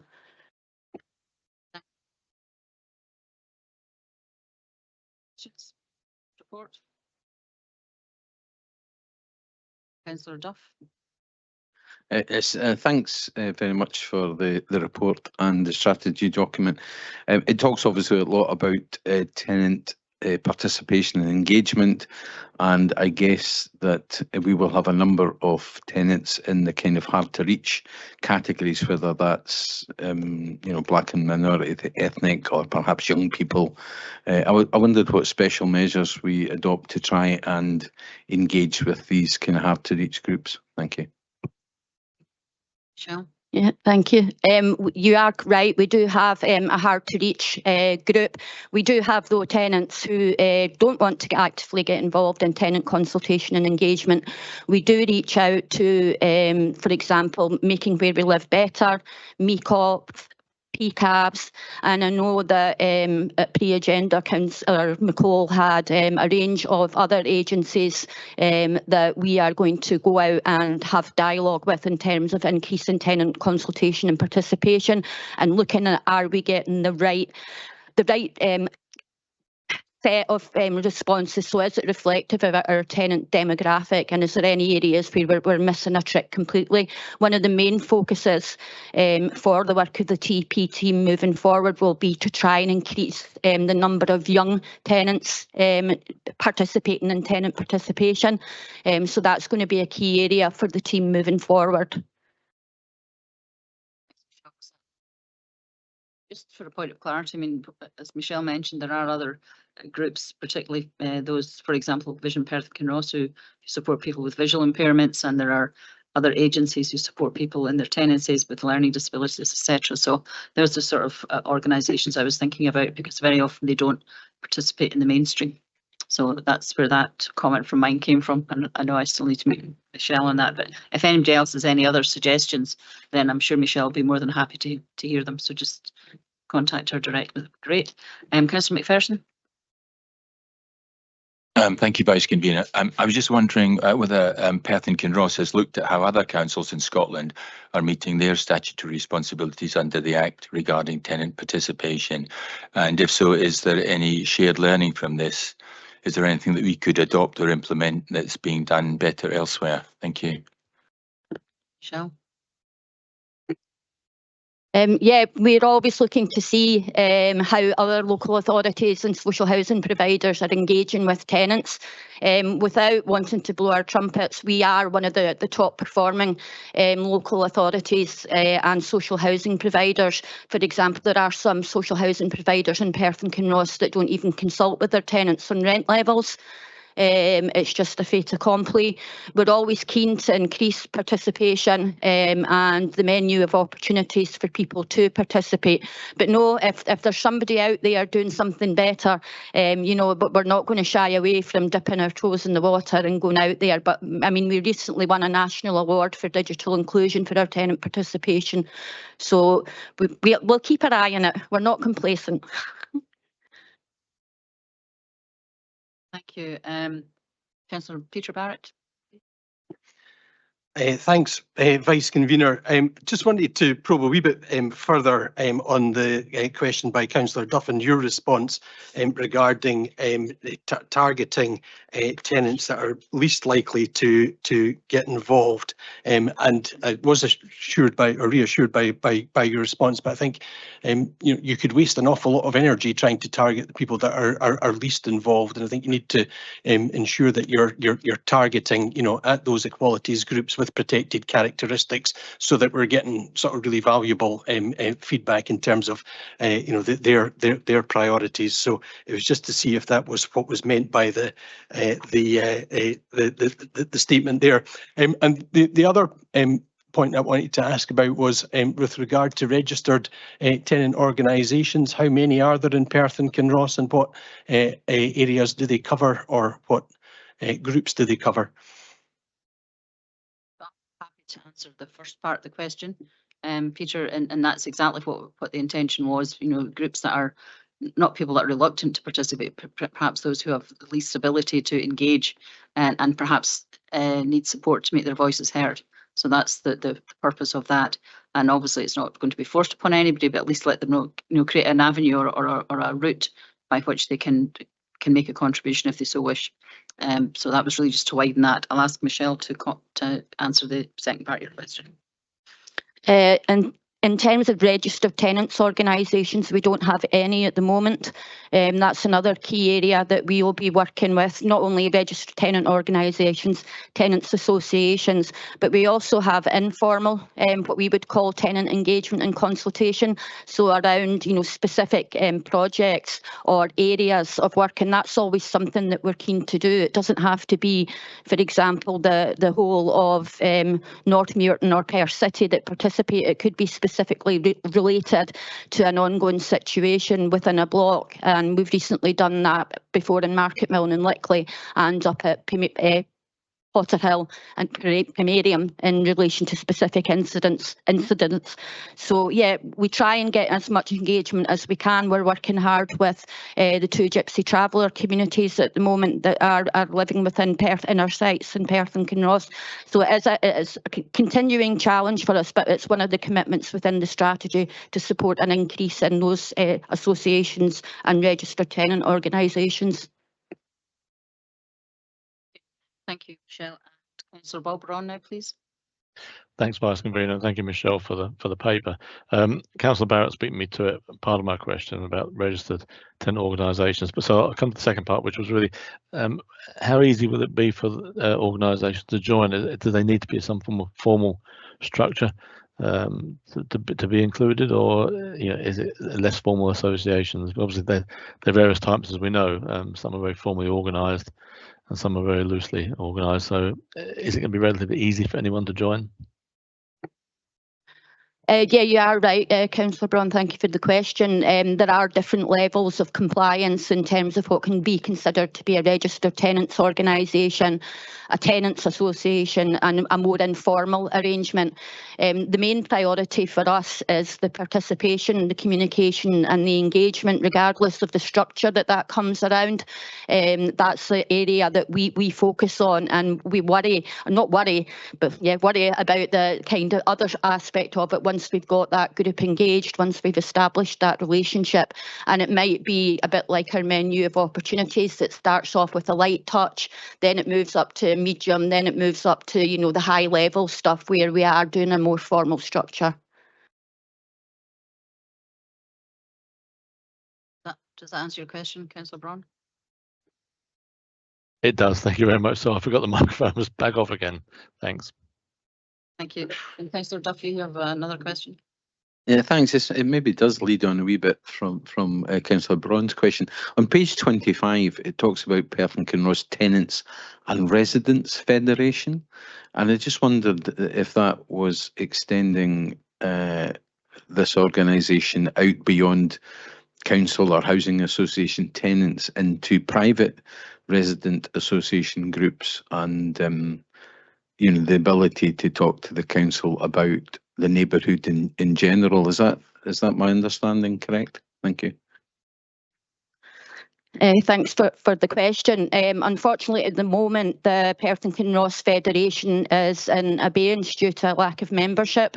But yeah, it would extend to beyond that and looking at the wider community around consultation and engagement. But as I say, it's another area that we're looking to try and get engagement from. We have a small core group of tenants who are actively involved. Lynn, obviously here today, and Elizabeth, who couldn't be, along with several others. And it's about developing that core and strengthening it to support participation. Thank you, Councillor Duff. And if I can call upon Ms Palmer, you have a question, I think. Just a statement to say that good committee work is really, really hard. So when you find out you're on a committee and then things go wrong, or things aren't right or something, and people just decide not to carry on. So this is one of the basic problems with everything being run by a committee. People grow tired, they can't do it anymore, they feel they aren't getting heard properly. Good committee work is very, very difficult to do. Thank you for that contribution. I don't see any other questions in the chat, so I shall now move the report. This report seeks approval for the revised Perth and Kinross tenant participation strategy for 2024 to 27. The report notes the strategy development and legal requirements for tenant participation strategies. It also outlines how the strategy was developed through various consultations and engagement methods, ensuring the strategy was co-produced with tenants. The strategy has 4 key priorities and a detailed action plan on how these priorities will be implemented and monitored. The overall aim of the strategy is to enhance tenant involvement through creating a culture of tenant participation, improving outcomes for tenants, and ensuring tenants remain at the heart of influencing decisions within housing-related services. We are asked to note the approach and development of the Perth and Kinross tenant participation strategy 2024 to 27 and approve the strategy and its implementation as outlined in the action plan in Appendix 1. I'm happy to move that we do so. And can I call upon Councillor McEwen to second the report? Thank you very much. I'm happy to second the report. Growing support and encouraging tenants to participate in the housing service is extremely important and a very positive thing for us to be doing and bringing forward. We've discussed removing barriers to people who find it difficult to engage with us, and I think the work in any work we can do in any direction to improve participation and remove barriers is welcomed.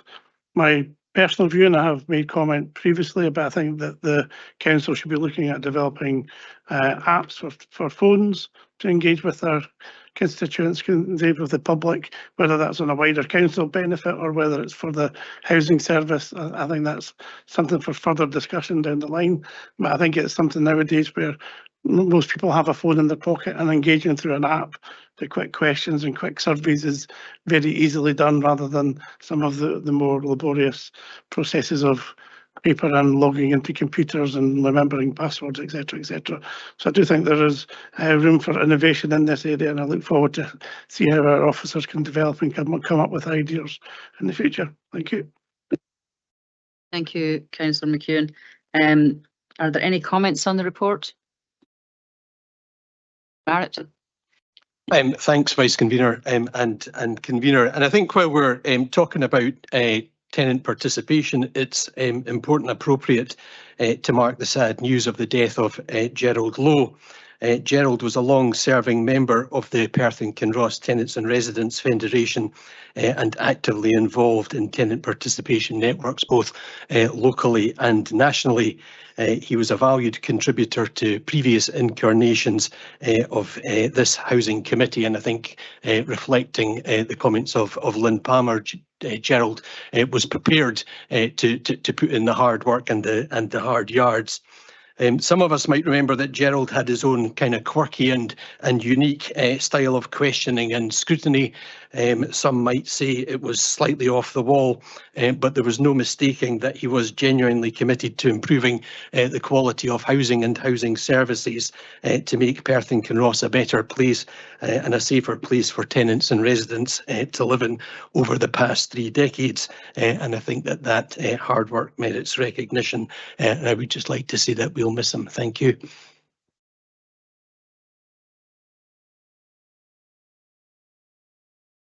Oops, my apologies, I wasn't on. Thank you very much, Councillor Barrett. That's very moving and good comment to make. Thank you. Councillor Duff.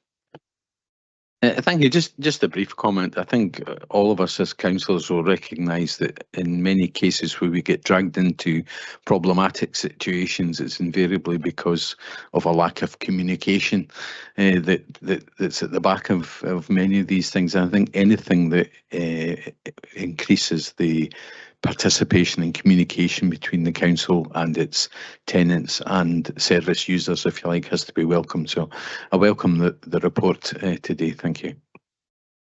Thank you, Councillor Duff. If there are no more comments on this report, then can we agree the recommendations as set out in the report, please? Thank you very much. We now move on to paper number 8, which is the annual assurance statement for 2023-24. This paper presents the annual assurance statement. As some members are aware, in order to comply with the Scottish Housing Regulator's regulatory framework, the Council must approve and submit an annual assurance statement, giving assurance that it is meeting legislative and regulatory standards for social housing in Scotland. This is the 5th year that landlords have been required to publish an annual assurance statement. I will now hand over to Elaine Ritchie, Strategic Lead for Housing and Communities, to introduce this paper. Elaine. Thanks, Vice Convener. As some members are aware, in order to comply with the Scottish Housing Regulatory Framework, the Council must approve and submit an annual assurance statement. The service has a range of self-assessment and quality assurance, scrutiny and monitoring arrangements in place to ensure we continue to deliver high quality services. We also have well-established mechanisms in place to seek feedback from tenants through complaints, tenant satisfaction arrangements, but also through our scrutiny work. Appendix 1 to the report provides an awareness of some of the information that supports this statement. Committee will note we did not meet all our legal obligations around tenant and resident safety. We did not fully comply with our electrical inspection certificate report, EICR, for 28 properties during 23-24. These failures represent 0.35% of properties without a valid EICR out of total property portfolio of over 8,053 properties. The non-compliance is largely due to the reluctance by some tenants to grant access to their property to allow testing to be completed, the complex support needs of some of our tenants, and over 14 properties waiting to have an EICR check completed as part of the void process. However, the health, safety and well-being, along with the wishes of our tenants, has continued to be our priority, and we've continued to follow national guidance in respect of these activities. I'm pleased to advise that we have made significant progress to achieving full compliance in this area currently. However, I'm confident we have achieved all the standards and outcomes of the Scottish Social Housing Charter for tenants, people who are homeless, and for others who use our service within our legal obligations relating to housing, homelessness, equalities, human rights, and tenant and resident safety. Finally, throughout the year, the committee has received several key reports providing assurance that we are delivering and exceeding the standards required by the regulator, as outlined in Appendix 1, and that the housing service continues to deliver high levels of service with strong performance across all areas and ongoing high levels of tenant satisfaction despite the ongoing challenges we face. Thank you. Happy to take any questions. Thank you, Elaine. Ms. Palmer, do you have any comments you wish to make at this point? Thank you. I've just written down something, so I'll just read it out. Regarding annual insurance, the statement seems good, very down to earth, and with explanations re the electrical inspections. There's no mention of the fact that we don't have a tenant scrutiny panel at the moment. Could a mention have been included at 4.3 and 8.6? That's all I've written. Thank you for that. Are there, Elaine, do you want to is there any comment you want to come back with on those? Yeah, we didn't actually have a panel, but what we did do was we had online interaction with some tenants, and through our tenant conference we sought some feedback as well. So although we didn't have the panel, we used other methods to seek feedback on our scrutiny regarding our performance. But the panel is something that we're working to set up again, but it goes back to the previous discussions that we've just had. It's actually giving people's time up to form a panel, and some people just don't want to interact. They prefer to do it through texting or online, and it's the way that people want to engage with us, but it's something that we are working to look to establish. Thank you, Elaine. Can I now call on Councillor Ian McPherson, please? Thank you, Vice Convener. My question really is just a point of clarification and refers to page 47, 6.2 in reference to condensation and mold growth and the implementation of the Internet of Things. It says there that we currently have 211 properties fitted with sensors and are aiming to include this technology in as many properties as possible. Is this just properties that are currently affected by mould, or is this all council properties, given that all dwellings are potentially at risk of mould growth if they're not properly ventilated? Thank you. Thank you, Elaine. It's currently just those where tenants have raised a concern regarding mould and damp. However, we did do quite a lot of promotion work on it in terms of advertising our sensors. So it's a bit of both, but our main promotion is through tenants who raise concerns just because of the cost.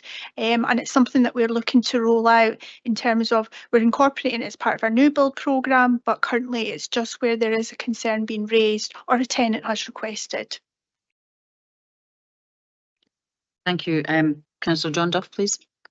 Thanks, Vice Convener. If I could take you back to the statement about the electrical inspection certificate reports.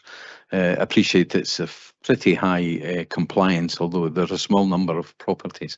But given the presentation we had from the Scottish Fire and Rescue Service about vulnerable properties, people who hoard, and the likelihood of perhaps some of the people who are reluctant to allow us in to do these inspections perhaps falling into that kind of category.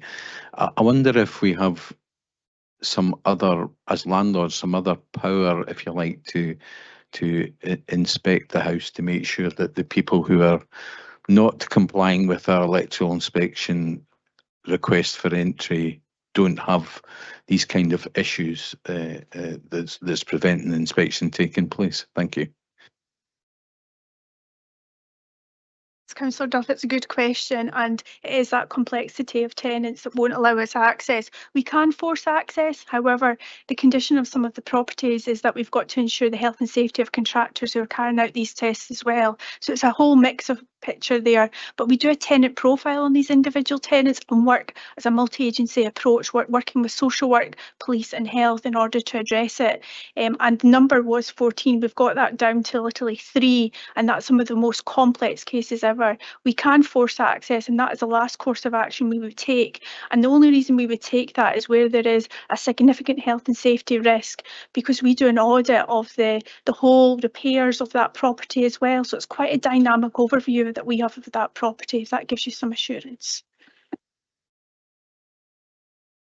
Councillor Peter Barrett, please. I wanted to ask a question regarding Section 8 of the report and the tenant surveys that were carried out over a 10-month period between June 23 and March 24. And it was to ask, was the level of monthly response consistent, and was the satisfaction level each month consistent, or did it vary? Were there particular months where satisfaction or dissatisfaction was particularly high? It was quite consistent over each month, and it's the same points that's raised by most tenants over those months. Most of them, some of the feedback, the negative feedback we get is sometimes out with our control as a landlord. So concerning dog poo, antisocial behaviour, police issues, those sorts of things. But again, we try as a landlord to work in partnership with other services to improve the concerns raised by tenants. Councillor Frank Smith. Thank you, Vice Convener. My question goes back towards Councillor McPherson's concerns with mould, etc. When a house seems to be covered in it and we've repeatedly repaired it, do we find that the construction of the house is so bad that they have to come into consideration of maybe taking these houses away and replacing them? Thank you. So I've never come across a property where it's been that bad that we've had to demolish because of mould and damp.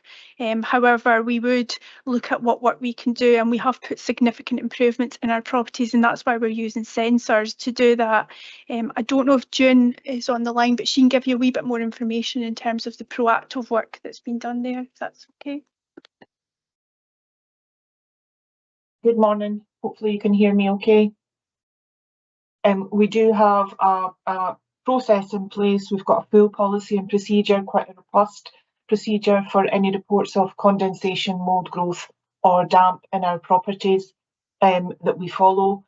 As Elaine has quite rightly pointed out, we now have the environmental sensors as part of that process, and they are supporting us to proactively put preventive action in place where there are issues.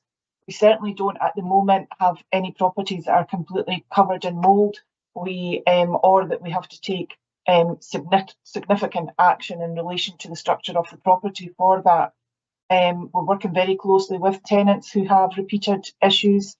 We're monitoring the data that we collect from the environmental sensors on a day-to-day, weekly basis. We've got some further development work planned underway with the supplier of the environmental sensors, and we are hoping through our rent setting process that we will be able to agree additional funding to set up a specific small specialised condensation, mould and damp team within the service, not all completely new staff, but extending the role of some of our officers, and also having them undertaking a nationally recognised qualification in relation to our approach to condensation, mould and dampness. Hopefully that's helpful. Could I come back? Yeah. On that question you said about communications, etc. Unfortunately, in my ward, I have got considerable problems in certain properties where, if you consider replacing bathrooms 2 to 3 times, I don't think it's economic, especially when the problem has returned. And most of the tenants I'm talking to there have said this will not be resolved by repeatedly putting new bathrooms in. It's the construction seems to be of the building. So maybe we could talk together sometime, or I can have a meeting, because I'm getting repeated requests about dampness in this area. Thank you. Absolutely. I would be happy to meet to discuss that. Thank you. Thank you both, and Frank, if you can, and June, if you can keep us updated on how that develops, that would be very helpful. Thank you. Can I now call upon Councillor Jack Welsh, please? Thank you, and thank you for the report. I think this area around sort of dampness is incredibly important, and you know, just as previous council has flagged, that there is no doubt that certain buildings, certain construction techniques don't help. However, I guess my question, and as part of another committee I sit on, we had an excellent report presented around gully cleaning, and it was really to let people understand exactly what a gully was, how it was designed, and what it was able to do. And I think it was generally well received across the various attendees at that meeting, just to give better insight. But I think this area around dampness, you know, is very important as well. And I think I would welcome, I think, just around this area to understand, you know, better around, for example, the IoT use, its opportunity to roll out further, its ability to identify behavioural issues as well as structural issues And what I'm meaning by that is ultimately how people dry clothes in the winter time, the size of families they have, their access to utilising maybe sort of sheltered external drying facilities. These are real challenges, and ultimately are behavioural, as well as to do with the housing stock themselves. So I think there's a real opportunity for something, just maybe some sort of short document that allows better insight, understanding in this area. Thank you.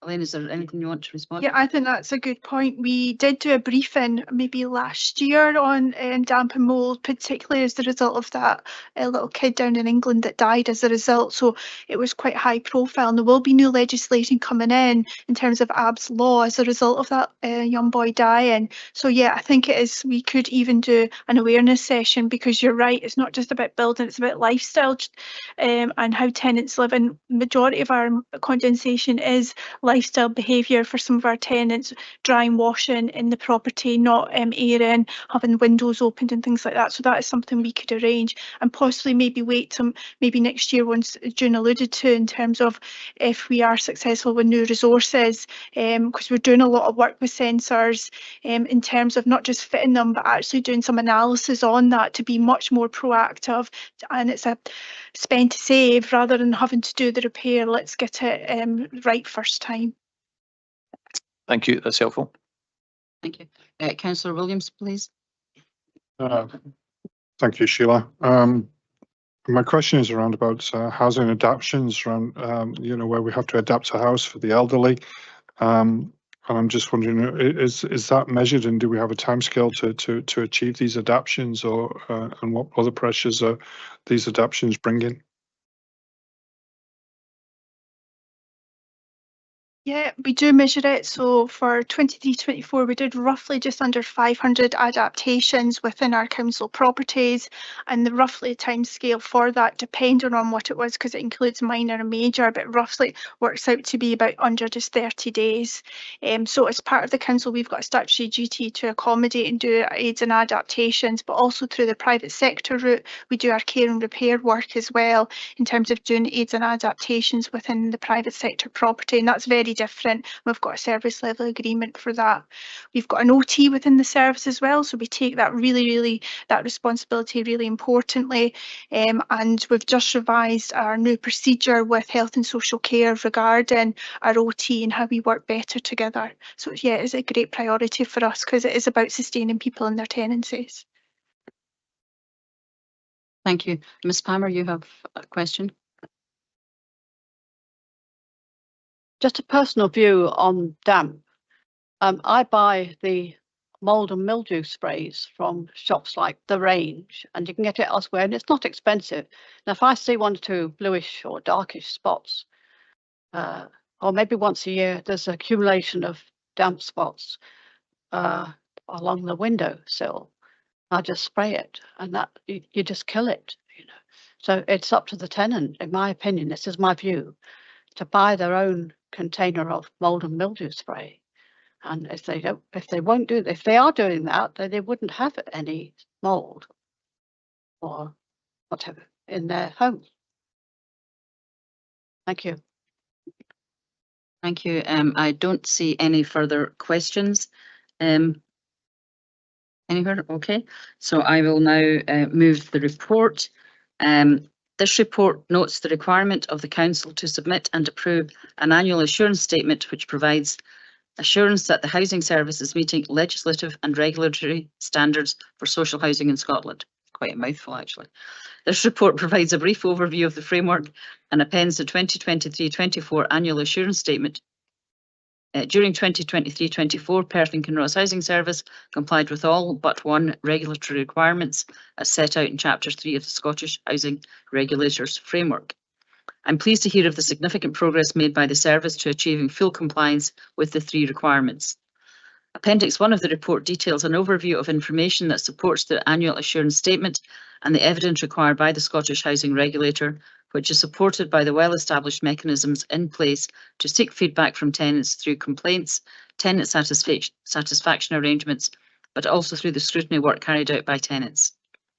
As noted, the Council's housing service continues to deliver strong performance across all areas within the service. This performance, along with high levels of tenant satisfaction, provides the assurance that the service is delivering good outcomes and services for their tenants and people that use the service, and in line with the guidance within the Scottish Housing Regulators published regulatory framework, despite the ongoing challenges faced. We are asked to note the requirement to submit an annual assurance statement and to approve the annual assurance statement as detailed in Appendix 2. I'm happy to move that we do so. Can I ask Councillor McEwen to second the report, please? Yes, I'm happy to second this report, and I will happily, on behalf of this committee, sign the statement as convener of the committee. I'd also like to thank officers for the hard work that they do in engaging with our tenants to have such a high level of engagement and outcome to meet the assurance statement itself. Thank you.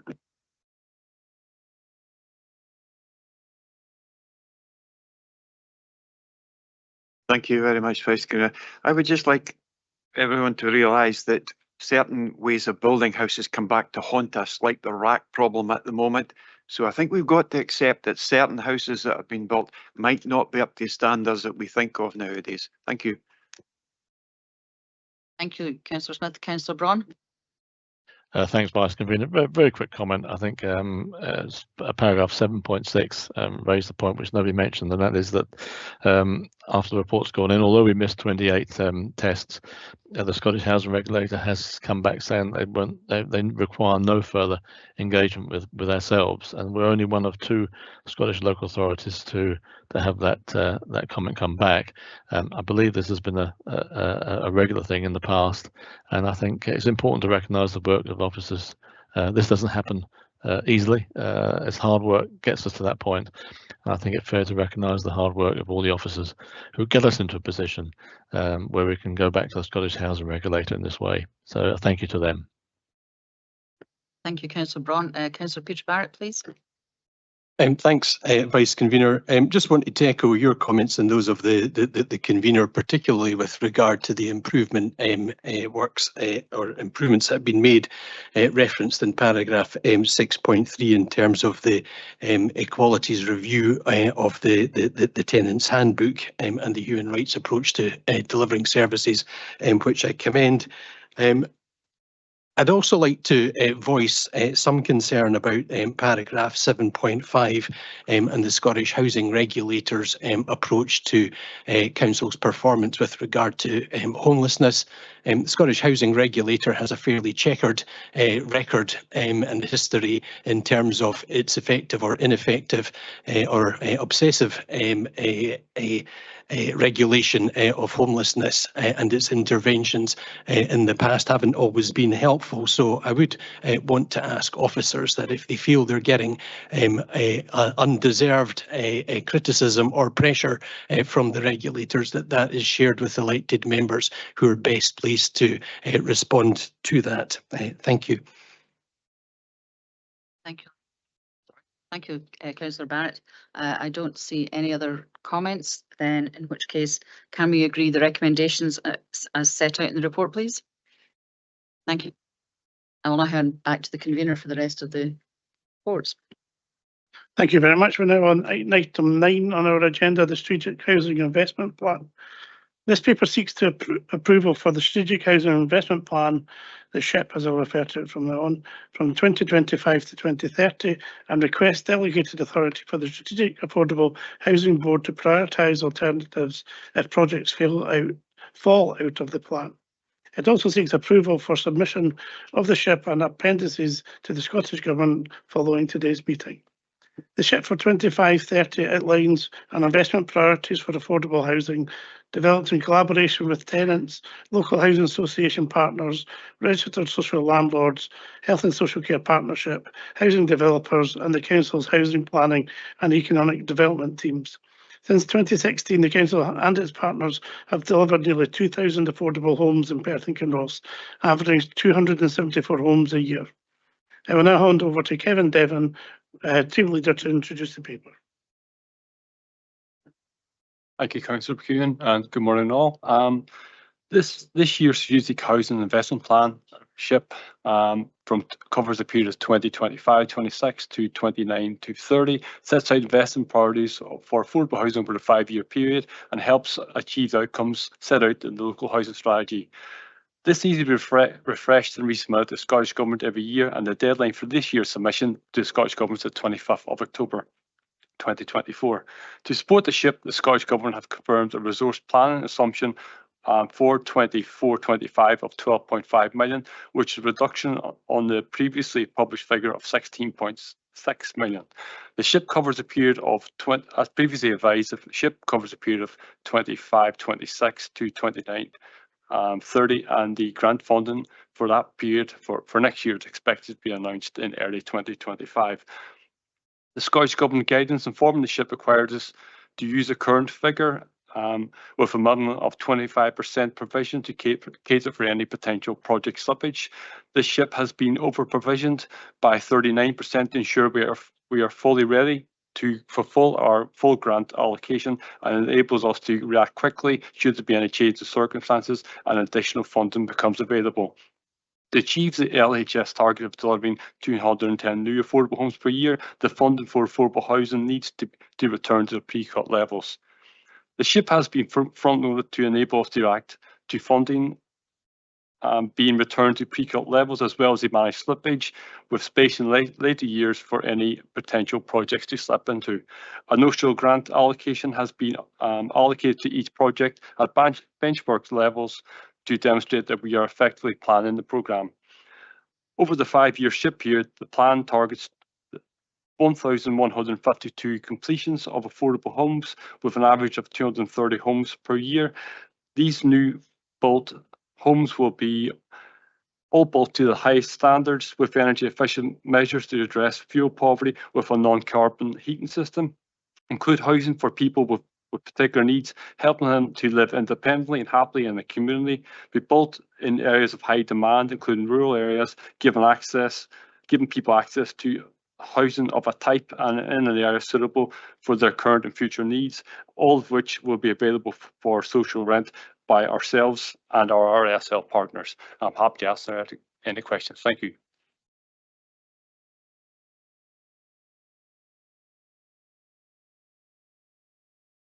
Thank you very much. Bailey Williamson. Thank you, Kevin. I'm just wondering, with regard to the number of short-term lets, that the figures that we were producing have been proved to be something like 50% less than the reality. I think it was 1,100 short-term lets in Perth and Kinross, and it's closer to double that figure. And I'm just wondering, will that change our priorities in regard to us, where we invest in housing, social housing?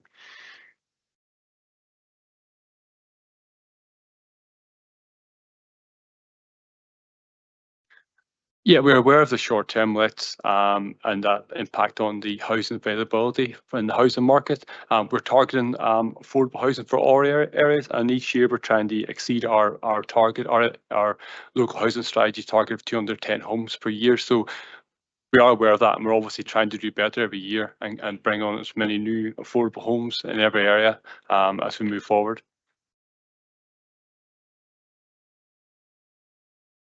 Bailey McLeod. Thank you, Convener. Thank you, Kevin. My question, a little bit peripheral. I'm interested in the self-build register. I note that you have interest in the self-build register, and from the other planning committee I sit on, I'm aware that we have a housing, some units, some plots for attributed to the self-build register. How do you get people onto these lists? What's the criteria? How does this formulate? And will you see this as an achievable part of the housing solution in maybe particular rural areas? Thank you.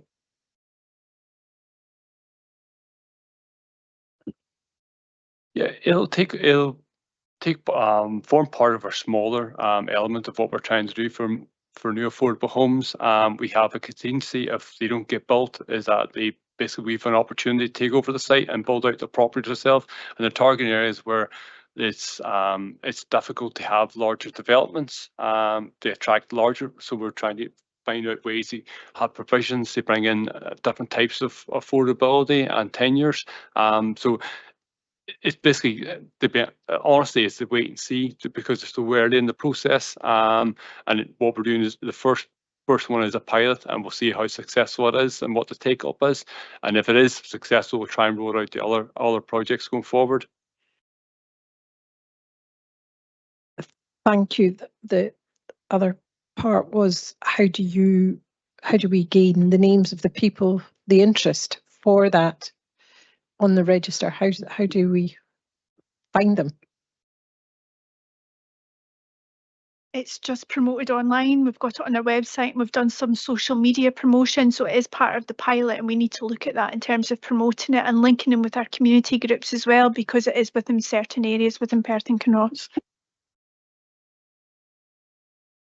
Councillor Braun. Thanks, convener. My question is related to the council tax reserve, which is item 4.4 in the report. As of April 2024, we had 5.6 million on that fund, obviously bolstered by the 100% surcharge on second homes. Recent reports in the papers saying that people are now selling their second homes because they can't afford the surcharge, which I suppose is a good thing. It brings housing back into the marketplace. But is there a concern that fund is going to be diminishing, that we won't have that level of funding in the future to be used because we won't get the second home surcharge? Is that a diminishing fund effectively? Is that a concern? Yeah, we're obviously that's new information, and we're just double checking to see what the impact of that is. We're not expected to be a huge reduction, to be fair, going forward, and reflect the market. Although people are selling at the moment, the opportunity for other people to buy it and do the same thing. So it's an ever evolving, ever changing scenario. But we have a healthy pot, and we're hoping to use that money to bring on new affordable homes. Thank you. Thank you, Bob. Councillor McPherson. Thank you, convener. My question relates to page 74, item 4.6, vacant and derelict land investment programme. The statement says 72 new affordable homes will be delivered on sites that are on the vacant and derelict land register. I appreciate this information might not be immediately to hand, but I just wondered how many vacant and derelict sites in total there are on the register. Thank you. Sorry, I'm not going to be able to answer that question, but I can double check and give that information after. Thank you. Councillor Barrett. Paragraph 4.3 of the covering report on page 60 refers to 173 new affordable homes delivered in 23-24. Section 6.5 of the actual SHIP report in the second paragraph talks about 3 fully wheelchair adapted properties and 8 adapted properties suitable for older ambulant disabled households being delivered, and says that was 10% of the new build delivery for the year. But 11 houses isn't 10% of 173, and were the 8 adapted properties suitable for older ambulant people, were they either wheelchair adaptable or adapted? Yeah,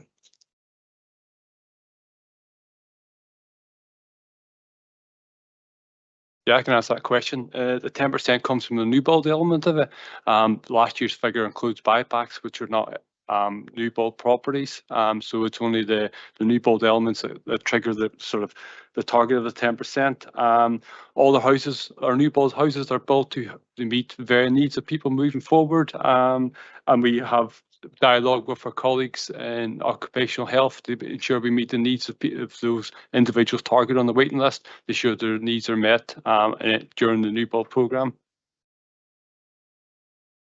Okay, thanks for the clarification. I thought we were aiming for 10% of the new build programme to be wheelchair adapted, not adaptable. Is that my misunderstanding? So you're correct, 10% of the new build properties to be wheelchair adaptable. Yeah.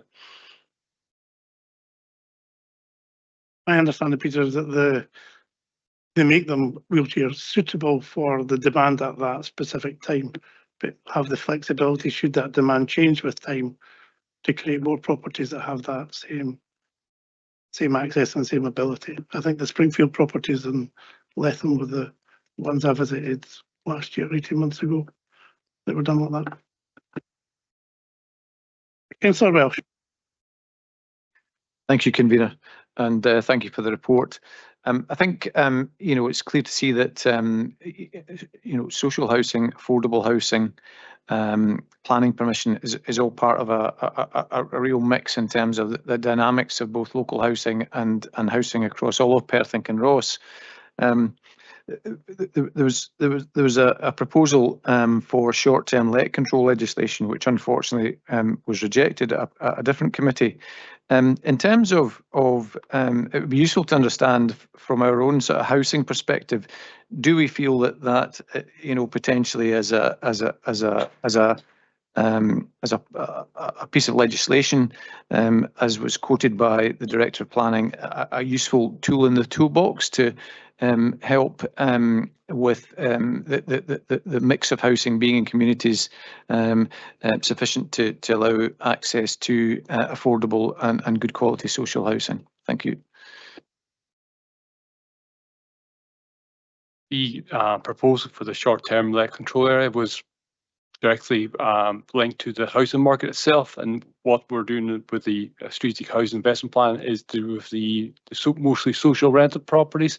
So what the short-term let proposal was trying to sort of look at properties for people that want to actually buy and not really target, it wasn't really designed for properties for social rent, for example, with ourselves and RSL. So although it's trying to sort of create an opportunity for people to buy in the local area, it's a sort of it's one of the tools, like you said, about looking for properties in rural areas for people to be accessible for people to purchase. So it's a slightly different entity for what we're doing with the details in the SHIP.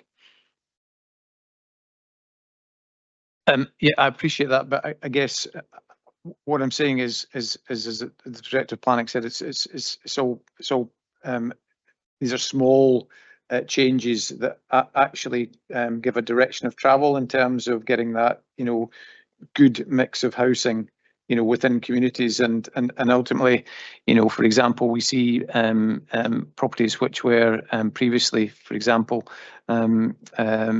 within social housing that might have been bought through buyback schemes that potentially are are let through buy to let at the moment. And it was to give, for example, our housing teams the option or the opportunity to through the planning process to guide policy in that area. Just it's another housing option available, and it puts less pressure on social housing. So it's not actually targeting addressing our social housing need, but it's providing housing options for people to get on the housing ladder. I think that's what David Littlejohn meant by another option in our toolbox. It's creating that pressure elsewhere because that option doesn't exist for people who live locally in terms of their children growing up in that area, and it was for a particular area. So it wouldn't really target social housing, but it creates that pressure because people then need to turn to social housing because that option doesn't exist within that local area, if that makes sense. That's exactly what I was making the point of. Thank you, Elaine. Thank you very much. Prior to the committee, Ms Palmer emailed Michelle Dow and myself regarding questions that she had for this paper. One of the questions that she asked was that could the Affordable Housing Member Officer Working Group discuss options of the Garnocky Trust type housing development. She's thinking about garden cities, towns or developments where you don't need to run a car. this fits one or two sections of the SHIP where it says that more developments could happen on the edges of town, page 37, first paragraph of strategic context, also on page 47, 6.7. 104 new affordable homes will be funded that are situated in or very near the city town centre boundaries. Ms Palmer, do you want to add anything else further to that question before officers reply? No, that's fine if you just read out the email. I can't always hear what you're saying, but I've also got some general points about the paper, which I'll do after. If any discussion develops, I'll do that after now. Okay. Yeah, I'm happy to take this option to the MOG and we can discuss it, and officers can bring us some guidance on where we sit with this style of housing where people can, as you say, sort of walk or cycle in their lives rather than having to have a car ownership as their main form of transport. But I'll let officers, if they want to answer that question. Yeah, something on board that we're trying to do as well. Most of our sites are within existing settlements on brownfield sites with existing good access to public transport, etc., and use it within walking distance. It's one of the criteria when we're assessing a site is to make sure that people have the opportunity to walk to local shops, to local services, local schools, for example. The new national planning framework identifies 20-minute neighbourhoods, so people can access these services. So it's all part of the criteria when we decide to take on a site for a potential social housing site. Thank you. Ms Palmer, do you want to comment now on your other issues or whether comment on that answer as well? No, that's fine. Presuming the MOG will discuss it when they want to, but I already had some other points regarding SHIP. I'm happy for you to make them just now if you wish. Okay, I'll just read it out to you. So, this is SHIP. Good paper as usual, but some jargon on page 40. A third of the way down, the SHIP has been front loaded. And also, is that the 39%? It is, right. Okay. Page 45, third bullet. Temporary accommodation will always be needed. Lots of good words, e.g. full ownership of a block. Lots of working together, words and phrases, page 46. On page 44, could there be a section on vacancy chains at the end of section 6.1? Is movement of tenants increasing? Lots of words that make me think of new developments, e.g. key worker policy, key worker fund. Lots of thinking ahead, 6.6 and 6.7, page 47. Thank you. Officer, like to comment on? Yeah, sorry, I'm busy just jotting these down, but yeah, there's something we can take in consideration for future ships to expand on some of these points, and I'm going to get the information just to make sure we can include these. Thank you very much. Bailey McLaren. I apologise. I think your two goes with the officer. Well, your two questions. No, it wasn't. It was a question now. Thank you. Thank you, convener. Actually, my question was again in a rural aspect about the housing needs assessment. I noticed that in the report here on page 79, for communities in rural areas, you're enabling for communities to deliver projects. And I think I read somewhere else that there was two other housing needs assessments being supported in other communities. How has what's the success of these housing needs assessments? Because it is a tool for the rural areas to really quantify what the needs within these communities are. And I'm just hoping that it's proving to be a really useful tool. We circulated a briefing not that long ago with an update, so I can maybe get that updated for you. Some have been really successful. We've been able to unlock some land that the council would be unable to unlock, and others it's still quite a lot of communication and engagement. But Kevin, I don't know if you've got any particular you might want to add for Bailey McLaren. Yeah, it's early days. They identify the needs. So from our point of view, when we're considering sites being brought forward, we can basically say we can try and prioritise those areas if there's particular needs identified, because it's backed up by an actual assessment that identifies basically the numbers and the type of houses that are required. I believe that the latest one is currently at Blair Atholl, that's currently ongoing, and the ones that have been undertaken so far, like Elaine said, it's basically helped us focus our attention to what's required in those local areas. Could I just, as a follow-up, ask what duration of time would you consider them to require to be updated? Because some have been, you know, some of the first ones have maybe been in place for 4 years, 5 years. Normally roughly 5 years that we update it, or if there is a significant event in that area in terms of a house building development. So they are due for, some of them are due for renewal in terms of, and we would do that through the Community Housing Trust, who we got to do that before as an independent vehicle to drive that forward. Thank you very much. I have no further questions, so I will move the paper. This report provides the annual update of the SHIP for the council area. The SHIP sets out the planned affordable housing delivery programme for the council and its partners for the next 5 years.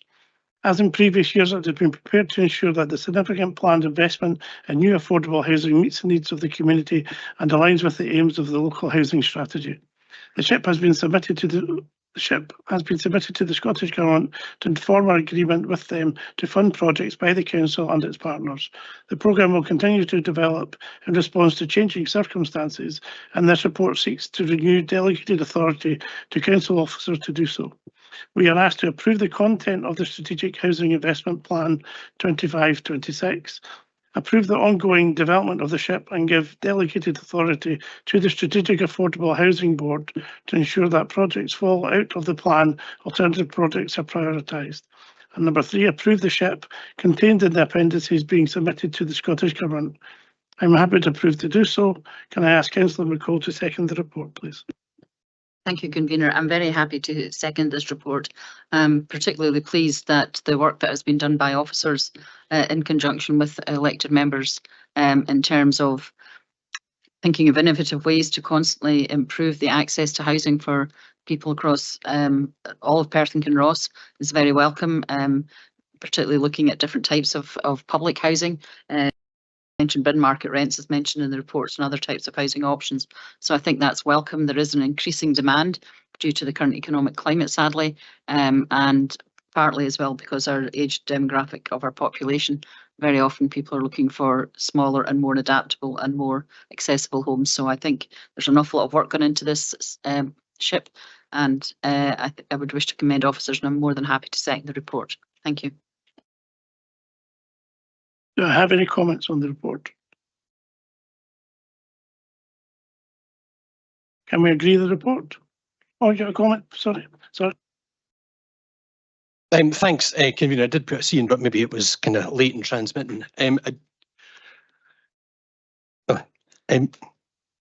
I agree with you that there is a significant amount of good work gone into the preparation of the SHIP.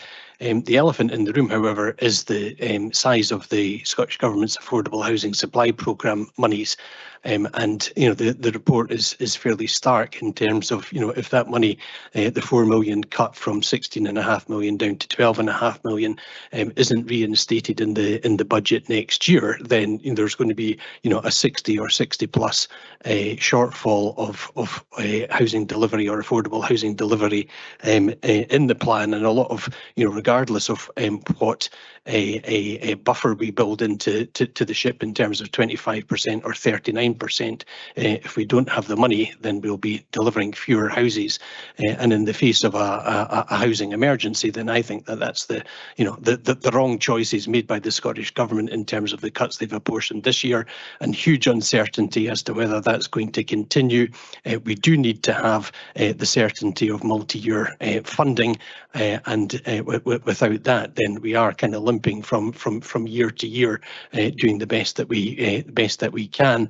We may well have to consider other types of affordable housing which require less subsidy in order to try and keep the numbers up, as well as imaginative solutions and grasping developing opportunities, such as done by Councillor Bailey Claire McLaren in terms of the National Trust stock transfers that was announced very recently, because those opportunities aren't going to come up every single year, unfortunately. Thank you. Thank you very much.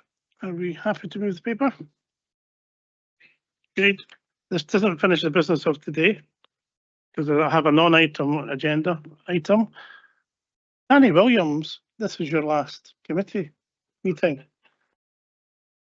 And as clerk of the Social Housing and Social Wellbeing Committee, you're leaving Perth and Kinross Council, you're going elsewhere. I think you intimated to others prior to the committee starting that you're where you're going.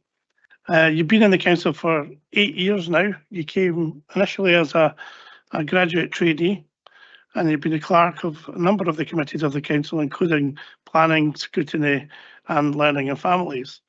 You're well known to all the elected members, senior officers and partner organisations, and we just want to take the opportunity to thank you for all your hard work during your time with the council, and passing our best wishes to you in your next role and in the future.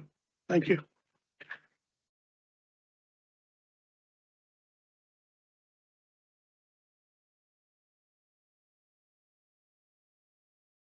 I think that's main. I think those are mainly the few words that I want to say. No, thank you very much, convener, for your kind words, and thank you to all elected members. I mean, not just today, but over the last few weeks, for your best wishes.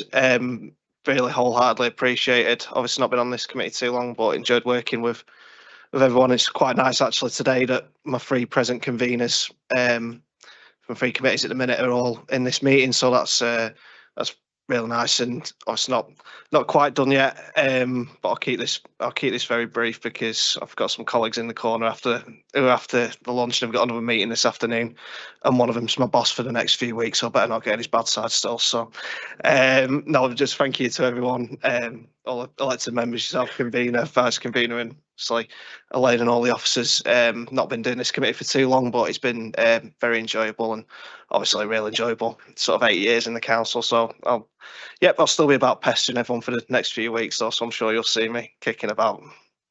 Thank you. Thank you, everybody.